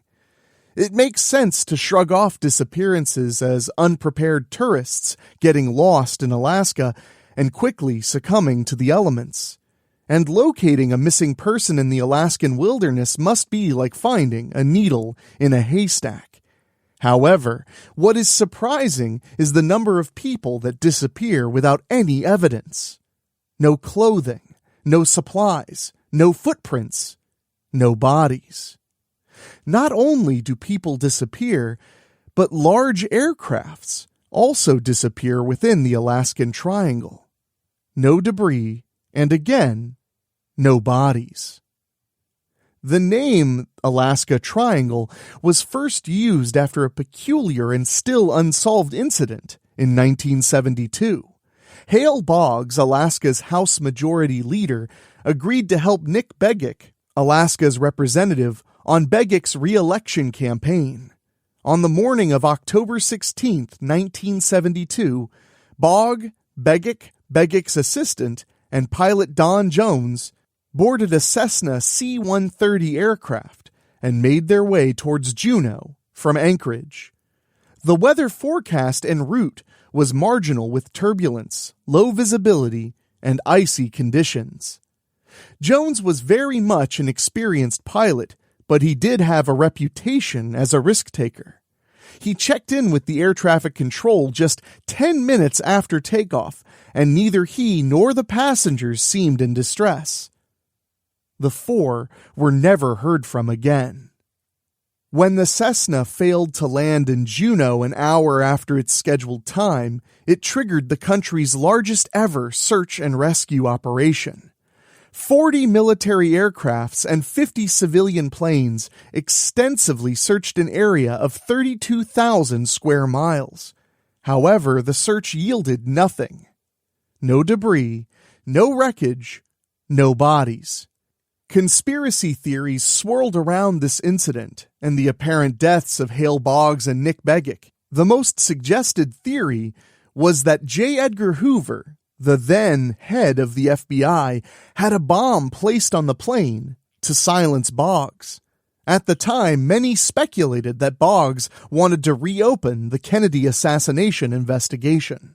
Nothing quite like a conspiracy theory tied to a conspiracy theory. This is the most famous aircraft disappearance case in the Alaska Triangle, but it isn't the only one. This same thing happened again when a Cessna 340, carrying a pilot and 4 passengers, vanished in 1990. One potential reason for the staggering amount of missing people and vanishing planes is that the vast and unpredictable Alaskan terrain swallows them whole and obliterates them. Alaska has some of the most intimidating landscapes and geography on the planet. The state's massive glaciers are rife with giant hidden caves and crevices the size of mansions. It makes for the perfect burying ground for fallen aircrafts. This theory is supported after taking into consideration an aircraft disappearance in 1947. The British South African Airways Lancastrian 3 airliner Stardust mysteriously vanished when traveling from Buenos Aires, Argentina to Santiago, Chile. Its fate was unknown for over 50 years, even after extensive and lengthy search efforts. In 1998, 2 climbers found the plane's wreckage while hiking Mount Tupungato. Investigators concluded that Stardust likely crashed into the side of the nearly vertical glacier, causing an avalanche to bury it within minutes. Although this didn't happen in Alaska, it proves how easily and quickly such colossal crafts can vanish. It's certainly possible smaller planes could crash into a mountainside, become buried in snow, or fall into one of many deep crevices. But when a far much larger plane vanishes mid-flight, in perfect weather, the triangle seems considerably more ominous. On the morning of January 26, 1950, a Douglas C-54D Skymaster departed from the Elmendorf Air Force Base in Anchorage, en route to Great Falls, Montana. The plane was carrying 36 passengers and 8 crewmen. Among them were 2 military dependents, the pregnant wife of an Air Force Master Sergeant and her young son, as well as military personnel. The scheduled flight time from Anchorage to Great Falls was estimated to take 8.5 hours, and the pilot was expecting clear skies and perfect weather for the entirety of the journey. As the plane passed over different air traffic controllers, the pilot reported their positions and communicated that they were traveling in exceptional conditions. After 2 hours, the Skymaster flew over the Alaska border and into the Yukon Territory of Canada. When the aircraft passed over the Snag radio range near Beaver Creek, the pilot communicated to the station that they would reach the next reporting point at Ashiok in 20 minutes. The crew at Snag Radio reported that this call sounded routine and nothing seemed out of the ordinary. However, the Ashiok station didn't receive a call from the Skymaster, and there were no other transmissions received. The officials listed the Skymaster as missing when it failed to arrive in Great Falls, Montana. The U.S. Army, U.S. Air Force, and Canadian military all failed to find any sort of evidence about what happened to the Skymaster. However, a Canadian forest ranger later reported seeing a low-flying plane on January 26th traveling 40 miles southwest of Snag. He stated that the airplane suddenly disappeared in midair. A loud explosion erupted, and black smoke filled the sky. Officials found this information credible, but after searching the area, they found no evidence of a fallen plane. Several other sightings of the Skymaster were also reported, but each led to no information about the whereabouts of the missing plane. And to this day, it remains an unsolved mystery. It's theorized by experts that whatever did happen to the plane must have been sudden and catastrophic, and as to what may have caused it, they believe either a structural failure, a navigational error, or a crew incapacitation. All of these aviation disappearances were decades ago, which might prompt one to think the navigational equipment and emergency gear used weren't up to par. But even with advanced equipment, planes in Alaska continue to disappear without a trace. One of the most recent airplane disappearances in Alaska occurred on September 9th, 2013. A professional charter pilot, Alan Foster, who had more than 9,000 hours of flight time, was flying his PA-32 360 plane from Atlanta, Georgia, to Anchorage, Alaska. He was nearly 400 miles from home when he landed in Yakutat, Alaska, to refuel. After he finished and departed again, he called the Juneau Flight Service to request a weather update and told them he would stay in Cordova if the weather wasn't good enough to make it to Anchorage. Just 18 minutes after the call, the radar showed a transponder target confirmed as Allen's aircraft at 1,100 feet. The plane was never seen again. Many theorized otherworldly and supernatural beings are the cause of such mysterious disappearances. One such sighting was in 1986 in Fairbanks, Alaska, when military radar recorded the event. On November 17th, Japan Airlines Flight 1628 made its departure in Paris with a cargo of Beaujolais wine and would eventually land in Tokyo. However, instead of flying east, it was scheduled to fly west and make 2 stops, one in Reykjavik, Iceland, and one in Anchorage, Alaska. The plane was being flown by Captain Kenju Tarachi, and at around 5 p.m., it was 104 miles northeast of Fort Yukon. The air traffic controller asked Tarachi to adjust his heading to fly south of Fort Yukon and Fairbanks. Then Tarachi noticed bright lights shining through the window to the left of them. He initially ignored them, but then realized they were keeping pace with their plane. He contacted the Anchorage Center to ask if there were any other aircraft in the vicinity, to which they said, no. The ground radar didn't show any air traffic other than Flight 1628. At this moment, Tarachi saw the lights moving erratically, and suddenly they flew directly in front of their plane. The lights shined through the windshield, and Tarachi reported he felt the warmth of the UFO's thrusters. When they reported the strange object to the Anchorage Center, they said they saw nothing on ground level. But the plane's radar did detect something, a large, green, round object about 7 miles from them. And when the plane flew over an Air Force base near Fairbanks, the city lights lit the sky and showed a silhouette of an enormous spaceship following them. Tarachi later reported it was the size of 2 aircraft carriers combined. The control center asked Tarachi if they should scramble the military, but Tarachi was afraid the massive unidentified aircraft would consider that confrontational. When a neighboring passenger jet flew into the area, the control center asked the flight crew to get a visual of the situation. But Tarachi said as soon as the passenger jet arrived, the UFO quickly disappeared, and he didn't see it again.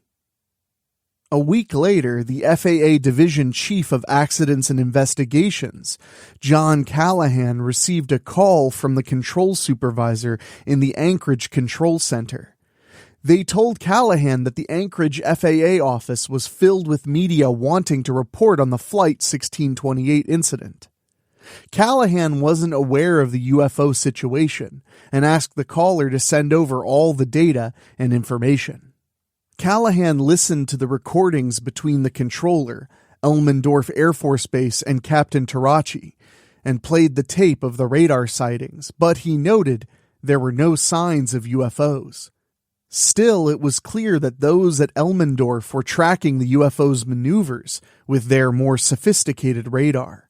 The military controllers noted the spaceship was traveling thousands of miles per hour as it swirled around Tarachi's plane. After meeting with the FBI, CIA, and Ronald Reagan's scientific study team, Callahan and his staff presented everything they had. When the meeting was concluded, one of the CIA agents swore the participants to secrecy, saying the meeting never happened. They told Callahan if they released this to the American public, it would cause panic. They then confiscated all the original voice recordings and radar tapes in connection to the incident. But they weren't aware that Callahan had already made copies. This wasn't the only UFO incident in Alaska around that time. Since 1998, there have been more than 560 reported UFO sightings in Alaska. There's no question that more people and planes disappear in Alaska than anywhere else in the United States, and we can all speculate. But according to the Tlingit and Tsimshian native people indigenous to Alaska, they have a far more mysterious theory for the explanation behind this. They tell stories about a mythical, shape-shifting demon named Kushtaka.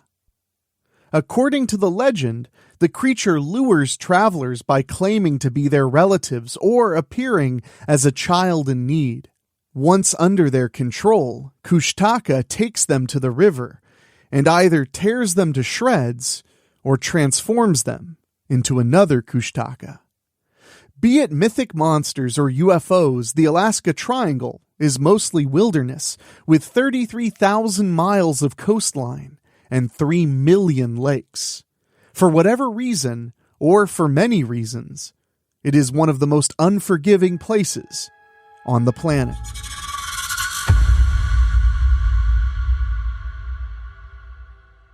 And that brings us to the end of this special collection of terrifying true stories.